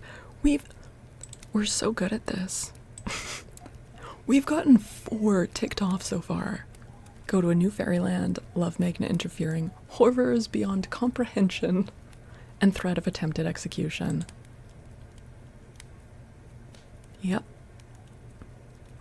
Yep. So, okay. All right. Does it lead? We'll see. We'll see. I don't think we've never gotten every single one, but we have had like multiple bingos. Leia, yay, attempted execution. Otakon, thank you for the follow. Yeah, this is only night number 1 and we've already ticked off 4. You've been waiting for the fat baby. We've checked off fat babies every single time we've played this, because every single book the tiger comes in and goes, "I want to eat fat babies." It always gets ticked off. Okay.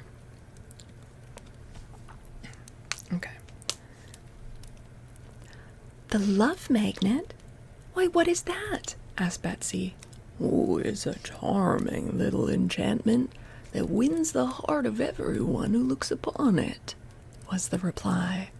"The love magnet used to hang over the gateway to the Emerald City in the land of Oz. But when I started on this journey, our beloved ruler, Ozma of Oz, allowed me to take it with me. Ozma, what? You need to lock this man up, not give him coercion enchantments. Hi, Sir Otzi. Oh, cried Betsy, staring hard at him. Are you really from the wonderful land of Oz? Yes. Ever been there, my dear? No, but I've heard about it. And do you know Princess Ozma? Very well indeed. And Princess Dorothy? Dorothy's an old chum of mine, declared Shaggy. Dear me, exclaimed Betsy. And why did you ever leave such a beautiful land as Oz? On an errand, said Shaggy, looking sad and solemn. Is this a meta book? No, so in universe, the lore is that Oz is real, Dorothy's real, and Dorothy is in touch with L. Frank Baum. And at this point, Glinda really has cast a spell to keep humans out of Oz, although there are still like niche ways to get there. And so Baum now corresponds with Dorothy via radio signal. At first it was via letters, but then Glinda cast the spell, and then I guess some kid was like, but radio exists now, because this is like early 1900s these were written, right? What about radio? And he's like, why yes, they did get a radio in Oz, and now I can correspond with Dorothy again because I'm bankrupt and I need to write more books. So in universe, he pretends that he knows Dorothy, and she sends him like news from Oz, and he writes it into books. Hi, Craig. And so presumably Betsy would have read the books that Baum himself has put out. So yes, it is kind of a meta story. This is, look, he's not a talented writer. Okay. I'm trying to find my dear little brother. Oh, is he lost? Questioned Betsy, feeling very sorry for the poor man. We've been lost these 10 years, replied Shaggy, taking out a handkerchief and wiping a tear from his eye. Well, I didn't know it until lately, when I saw it recorded in the magic record book of the sorceress Glinda in the land of Oz. So now I'm trying to find him. Where was he lost? Asked the girl sympathetically. Back in Colorado, where I used to live before I went to Oz. Brother was a miner and dug gold out of a mine. One day he went into his mine and never came out. Well, they searched for him, but he was not there. Disappeared entirely. Shaggy ended miserably. Oh, for goodness sake, what do you suppose came of him? She asked. There's only one explanation, replied Shaggy, taking another apple from his pocket and eating it to relieve his misery. The Gnome King probably got him. The Gnome King? Who is he? Well, he's sometimes called the Metal Monarch, and his name is Ugaboo. That is not his name. That is not his name. His name was something else. It did start with an R, but it was not Ugaboo. And he's never been called the Metal Monarch before. I'm sorry, what? What?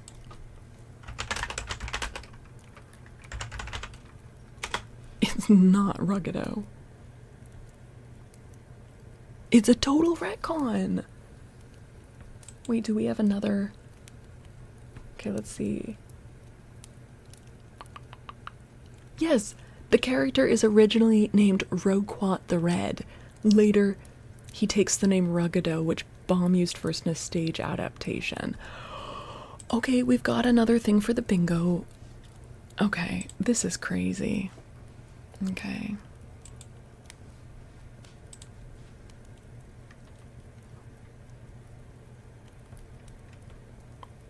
Wait, did we take away the retconning?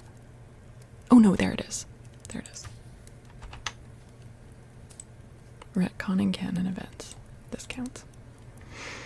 That's crazy.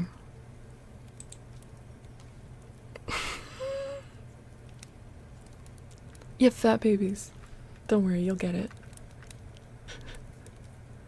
Nope. Total retcon. That's crazy. Hi, Nesmo. Okay. Lives in some underground cavern. Claims to own all the metals hidden in the earth. Don't ask me why. Why? 'Cause I don't know, but this Ugaboo gets wild with anger if anyone digs gold out of the earth. And my private opinion is that he captured brother and carried him off to his underground kingdom. Nope, don't ask me why. I see you're dying to ask me why, but I don't know. But, dear me, in that case you will never find your lost brother, exclaimed the girl. Hi, Beovix, hello. Does it make you mad you're basically an Oz scholar now? I don't want to think about it. Well, maybe not, but it's my duty to try, answered Shaggy. I've wandered so far without finding him, but that only proves he is not where I've been looking. What I seek now is the hidden passage to the underground cavern of the terrible Metal Monarch. Well, said Betsy doubtfully, it strikes me that if you ever manage to get there, the Metal Monarch will make you, too, his prisoner. Nonsense, answered Shaggy carelessly. You mustn't forget the love magnet. What about it? She asked. When the fierce Metal Monarch sees the love magnet, he will love me dearly and do anything I ask. It must be wonderful, said Betsy, with awe. It is, the man assured her. Shall I show it to you?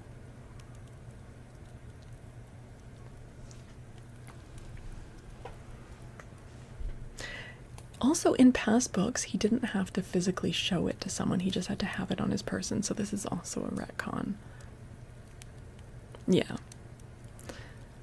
Oh, do, she cried. So Shaggy searched in his shaggy pocket and drew out a small silver magnet, shaped like a horseshoe. The moment Betsy saw it, she began to like the Shaggy Man better than ever. Hank also saw the magnet and crept up to Shaggy to rub his head lovingly against the man's knee. Okay, does this count as sussy mind control? Mr. Yankee Boy, thank you for the follow. Kinda? Get ready for kidnapping. But they were interrupted by the royal gardener, who stuck his head into the greenhouse and shouted angrily, "You are all condemned to death. Your only chance to escape is to leave here instantly." Well, this startled little Betsy, but the Shaggy Man merely waved the magnet toward the gardener, who, seeing it, rushed forward and threw himself at Shaggy's feet, murmuring in honeyed words, "Oh, you lovely, lovely man! How fond I am of you! Every shag and bobtail that decorates you is dear to me. All I have is yours. But for goodness sake, get out of here before you die the death." Oh, this is definitely sussy mind control. This is so unethical. Well, I'm not going to die, declared Shaggy Man. "You must. It's the law, exclaimed the gardener, beginning to weep real tears. It breaks my heart to tell you this bad news, but the law says that all strangers must be condemned by the ruler to die the death. Oh, no ruler has condemned us yet. Oh wait, sorry, that was Betsy. No ruler has condemned us yet, said Betsy. Of course not, added Shaggy. We haven't even seen the ruler of the Rose Kingdom. Well, to tell the truth, said the gardener, in a perplexed tone of voice, we haven't any real ruler just now. You see, all our rulers grow on bushes in the royal gardens, and the last one we had got mildewed and withered before his time, so we had to plant him, and at this time there is no one growing on the royal bushes who is ripe enough to pick. How do you know? Asked Betsy.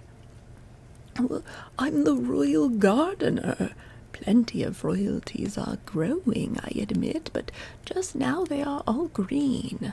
Until one ripens, I am supposed to rule the Rose Kingdom myself and see that its laws are obeyed. Therefore, as much as I love you, Shaggy, I must put you to death. Wait a minute, pleaded Betsy. I'd like to see these royal gardens before I die. So would I, added Shaggy Man. Take us there, gardener. Oh, I can't do that, objected the gardener. But Shaggy again showed him the love magnet, and after one glance at it, the gardener could no longer resist.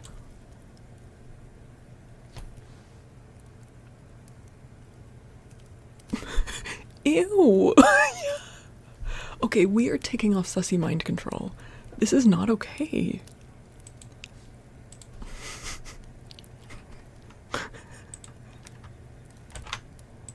Is it not okay?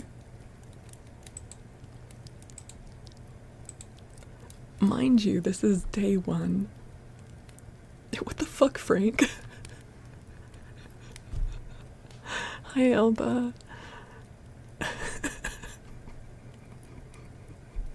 This is so...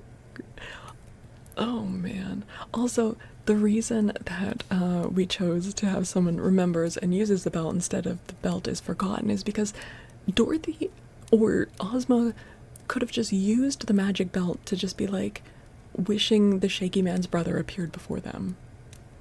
I said your name correctly? Oh, good. I'm glad. Oh my gosh. Okay. Hi, Wigwam. Hello. Yeah. Okay. So it's a retcon that that the love magnet has to be wielded to be used as opposed to just on someone's person. This is in some ways generally better because at least it's not just like being passively used, but also it makes it feel grosser because he's just like, you know, hypnotizing people with it. Bitch, thank you for the streak, 20 stream streak, thank you. Okay. He led Shaggy, Betsy, and Hank to the end of the great greenhouse and carefully unlocked a small door. Thank you, Elba. Passing through this, they came into the splendid royal garden of the Rose Kingdom. That feels gross. Yeah, it's gross that he's using a magical object to force people to do things for him because it makes them love him against their will. This is... And he's used this item multiple times to kind of like abduct children. But no one seems bothered by this. They're like, well, he just makes friends with a lot of kids, but he like convinces children to travel with him by using this magnet that makes them love him against their will. Like it's just problematic. Okay.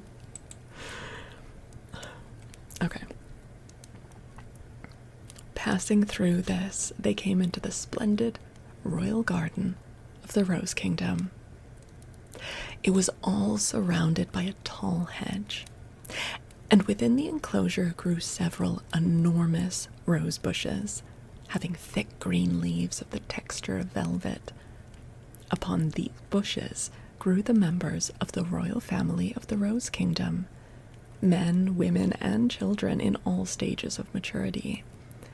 They all seemed to have a light green hue, as if unripe or not fully developed, their flesh and clothing being alike green. They stood perfectly lifeless upon their branches, which swayed softly in the breeze, and their wide-open eyes stared straight ahead, unseeing and unintelligent. While examining these curious growing people, Betsy passed behind a big central bush, and at once uttered an exclamation of surprise and pleasure. For there, blooming in perfect color and shape, stood a royal princess whose beauty was amazing. Okay, he's just copying his own stories now. This is very similar to the land of the Mangaboos, where there were also plant people and the royal family grew in the garden, and there was a beautiful princess who was ripe. Come on, Frank. Have a new idea. God damn it. Why, she's ripe, cried Betsy, pushing aside some of the broad leaves to observe her more clearly. Hi, Sam. Well, perhaps so, admitted the gardener, who had come to the girl's side. But she's a girl, and so we can't use her for a ruler. No, indeed, came a chorus of soft voices, and looking around, Betsy discovered that all the roses had followed them from the greenhouse, and were now grouped before the entrance. Lola, aloha.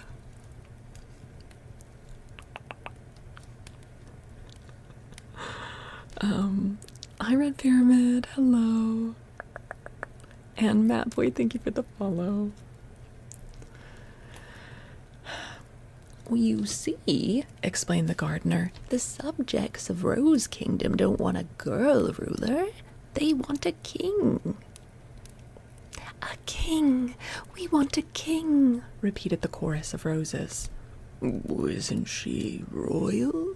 Inquired Shaggy, admiring the lovely princess. Of course, for she grows on a royal bush. This princess is named Ozga, as she is a distant cousin of Ozma of Oz, and were she but a man, we would joyfully hail her as our ruler. Live Audible? Oh my goodness, wait, I should put that in my stream title at some point. Live Audible, yes. Yeah, okay, the only reason I haven't immediately jumped to tick off the bingo box that's Bomb being a misogynist, we need to wait and see, like, we need to suss out, is this just the character, or is this Bomb himself? But we've read Bomb a lot, we know he's a misogynist, so...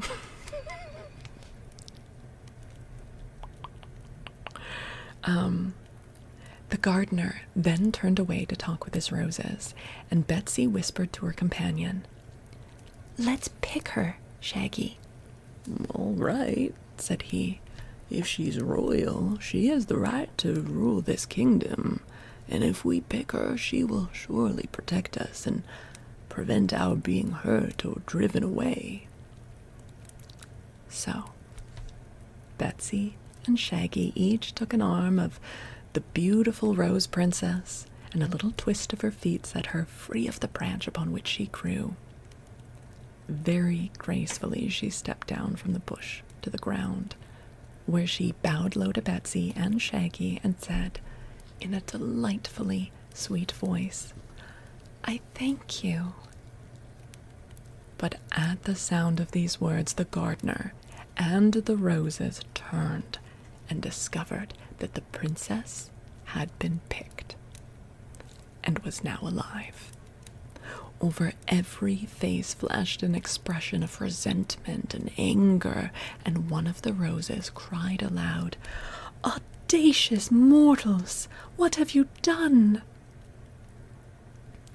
I've picked a princess for you, that's all, replied Betsy cheerfully.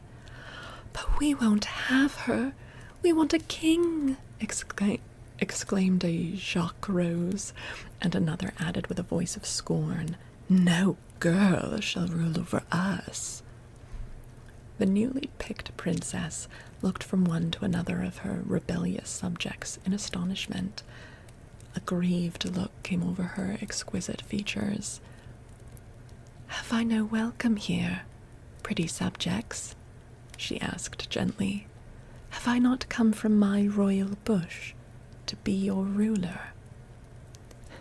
You were picked by mere mortals without our consent, replied the moss rose coldly. So we refuse to allow you to rule us.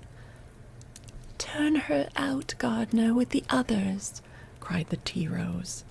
Oh, just a second, please, called Shaggy, taking the love magnet from his pocket. Well, I guess this will win their love, princess. Here, take it in your hand and let the roses see it. Princess Ozga took the magnet and held it, poised before the eyes of her subjects. But the roses regarded it with calm disdain. What's the matter? Demanded Shaggy in surprise. The magnet never failed to work before. I know, said Betsy, nodding her head wisely.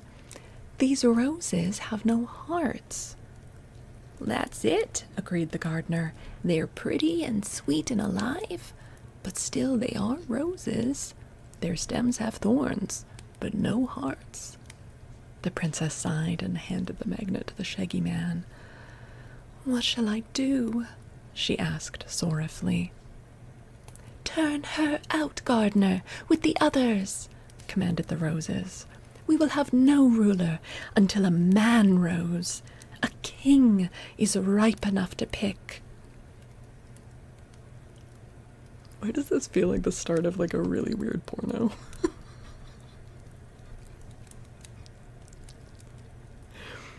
Very well, said the gardener meekly. You must excuse me, my dear Shaggy, for opposing your wishes, but you and the others, including Ozga, must get out of the Rose Kingdom immediately, if not before. Oh, don't you love me, Guardy? Asked Shaggy, carelessly displaying the magnet. Oh, I do. Oh, I dote on thee, answered the gardener earnestly. But no true man will neglect his duty for the sake of love. My duty is to drive you out, so out you go. So fucked. With this, he seized a garden fork and began jabbing it at the strangers in order to force them to leave. Hank the mule was not afraid of the fork, and when he got his heels near to the gardener, the man fell back to avoid a kick. But now the roses crowded around the outcasts, and it was soon discovered that beneath their draperies of green leaves were many sharp thorns, which were more dangerous than Hank's heels. Neither Betsy nor Ozga nor Shaggy nor the mule cared to brave those thorns, and when they pressed away from them, they found themselves slowly driven through the garden door into the greenhouse. From there, they were forced out at the entrance, and so through the territory of the flower-strewn Rose Kingdom, which was not of very great extent. The Rose Princess was sobbing bitterly. Betsy was indignant and angry. Hank uttered a defiant hee-haw, and the Shaggy Man whistled softly to himself. The boundary of the Rose Kingdom was a deep gulf, but there was a drawbridge in one place, and this the royal gardener let down until the outcasts had passed over it. Then he drew it up again and returned with his roses to the greenhouse, leaving the four queerly assorted comrades to wander into the bleak and unknown country that lay beyond. "Oh, I don't mind much," remarked Shaggy as he led the way over the stony, barren ground. Well, I've got to search for my long-lost little brother anyway, so it won't matter where I go. Well, Hank and I will help you find your brother, said Betsy in her most cheerful voice. I'm so far away from home now that I don't suppose I'll ever find my way back. And to tell the truth, it's more fun traveling around and having adventures than sticking at home. Don't you think so, Hank? Said Hank, and the Shaggy Man thanked them both. For my part, said Princess Ozga of Roseland with a gentle sigh, I must remain forever exiled from my kingdom, so I too will be glad to help the Shaggy Man find his lost brother. Well, it's very kind of you, ma'am, said Shaggy. Unless I can find the underground cavern of Ugaboo, the Metal Monarch, I shall never find poor brother. Okay, there's actually a footnote here. I don't know why it wasn't at the first mention of Ugaboo, but this footnote says, this king was formerly named Roquat, but after he drank of the waters of oblivion, he forgot his own name and had to take another. Couldn't, like, one of his many subjects just tell him what his name was? I don't know.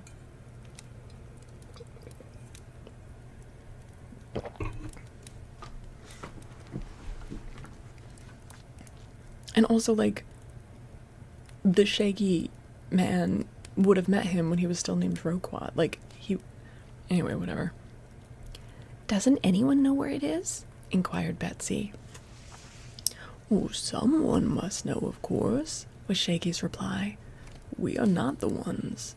The only way to succeed is for us to keep going until we find a person who can direct us to Ugaboo's cavern. We may find it ourselves without any help, suggested Betsy. Who knows? No one knows that, except the person who's writing this story. Oh, for fuck's sake, Frank.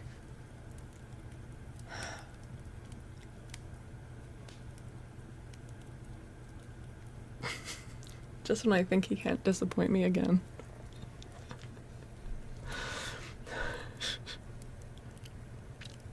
Yeah, Ozma could know. Glinda would know. Ozma could use her belt and be like, there, you're there in an instant. They've been there before. They've fucking been there before. Okay.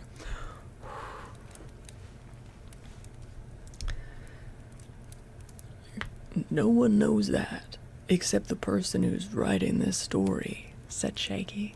But we won't find anything. Not even supper, unless we travel on. Here's a path. Let's take it and see where it leads to. That is a wonderful place to stop for the night. Oh, fucking Frank. L fucking bomb. This is why we have to space out the Oz books. We get too angry. I get too angry at Frank. Hi Jose. Hi Trevor. Hi Julio. Artex, thank you for the 100 videos. Still, it is fun to read them every once in a while and just get our hate on. 6 chapters in one night. Heck yeah, we made a good start of it. How many chapters are there overall? 25. Okay, we made a good dent in it. Dorothy knows, but she hates being useful. The next book, is the next one the one about the Tin Man and his, like, fiance that he left? Because he wouldn't change his career even though he kept chopping off body parts. Damn, I keep chopping off body parts. Maybe I should find a new job that doesn't involve an axe. No. No.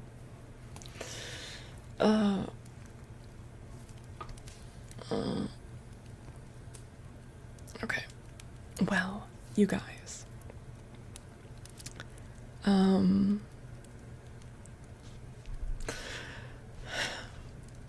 That was fun. That was fun. So we will be reading more of this on both Twitch and YouTube. Next stream will be Tuesday night. We'll read more of this. Hi, Venky. That's the last book? I don't think so. I don't think so. There's more. There are more. Hi, Nick.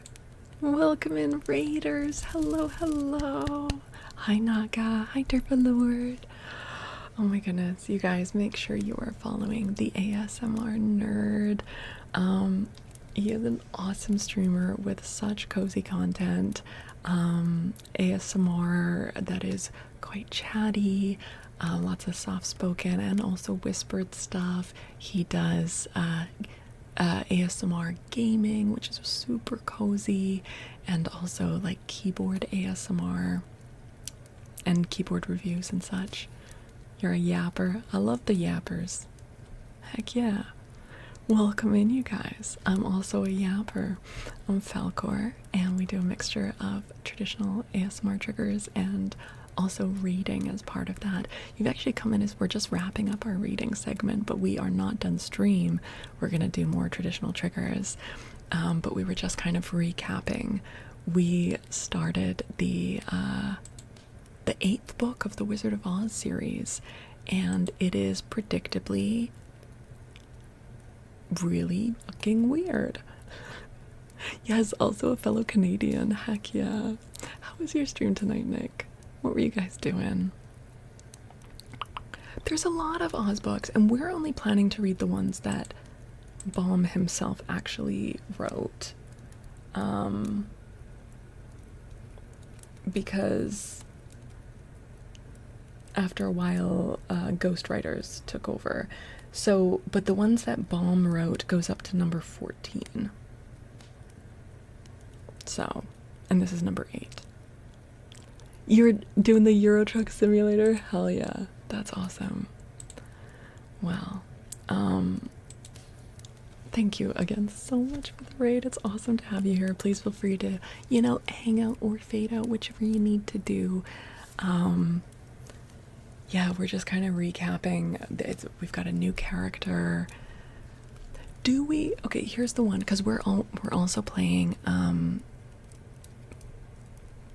Oz Bingo, right? Do we check off Baum is a misogynist? Like, I kind of feel yes, but no, because it's the characters that were misogynists. Possibly, yeah. I'm on the fence about it. Yes, there are books after Frank died, but... Okay, alright, Nick, that sounds good. Sleep well, sleep well. Thank you again.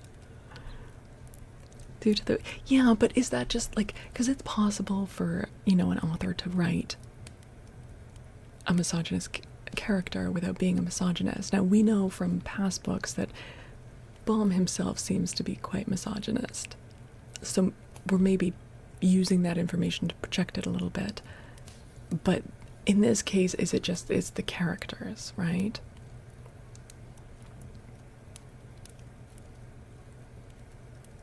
Yeah. Maybe we hold off on this one for now. Because Frank, yeah, see, it's hard to tell, but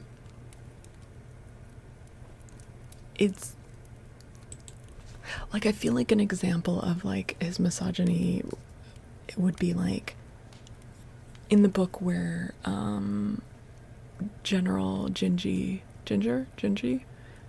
tries to take over the Emerald City, and at first I was like, oh yeah, hell yeah, badass like army of girls, but then they only want to rule the kingdom so that they can have pretty jewels and more pretty dresses like that. What? We're holding off on Ozma as a shitty ruler. We could, I mean, that one could be ticked off as well. Yeah.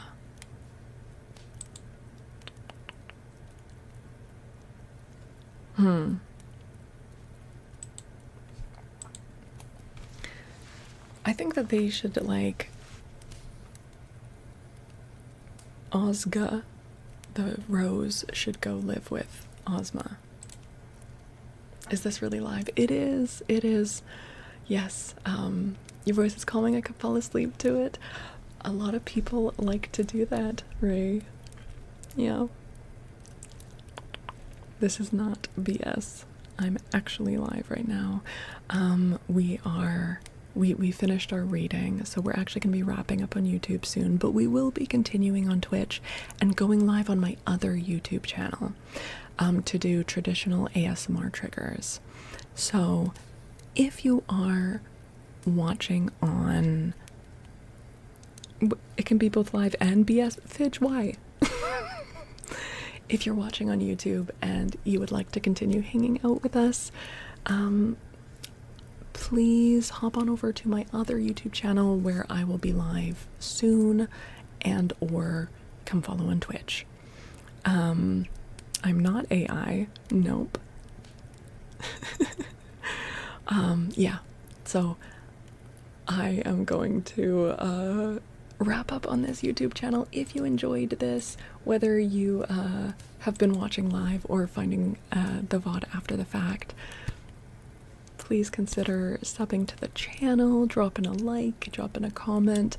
I am working towards getting the YouTube Partner Program unlocked, and so subscribers and watch hours are really, really helpful. Okay, all right. Thank you very much. Are you talking quiet because people are sleeping? Yes, exactly. On Twitch, which I'm also live on Twitch right now, I'm in the ASMR section. So, hi K-pop girl. Did we get links dropped in chat for my other YouTube channel and the Twitch channel? Could we do that? Oh, thank you. Thank you. In the vertical as well, Fitch, are you able to?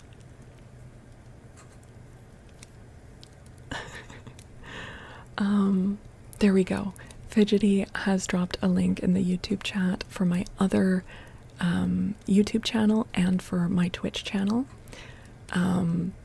So I'll be live on that YouTube channel within 5 minutes, and I'll be staying live on Twitch. Oh Jesus, Sammy. Okay, Sammy can go. Okay. All right. I'll see you later, YouTube. Twitch, don't go anywhere. Do you usually do gaming? Not usually K-pop, but occasionally. Occasionally. Okay, bye.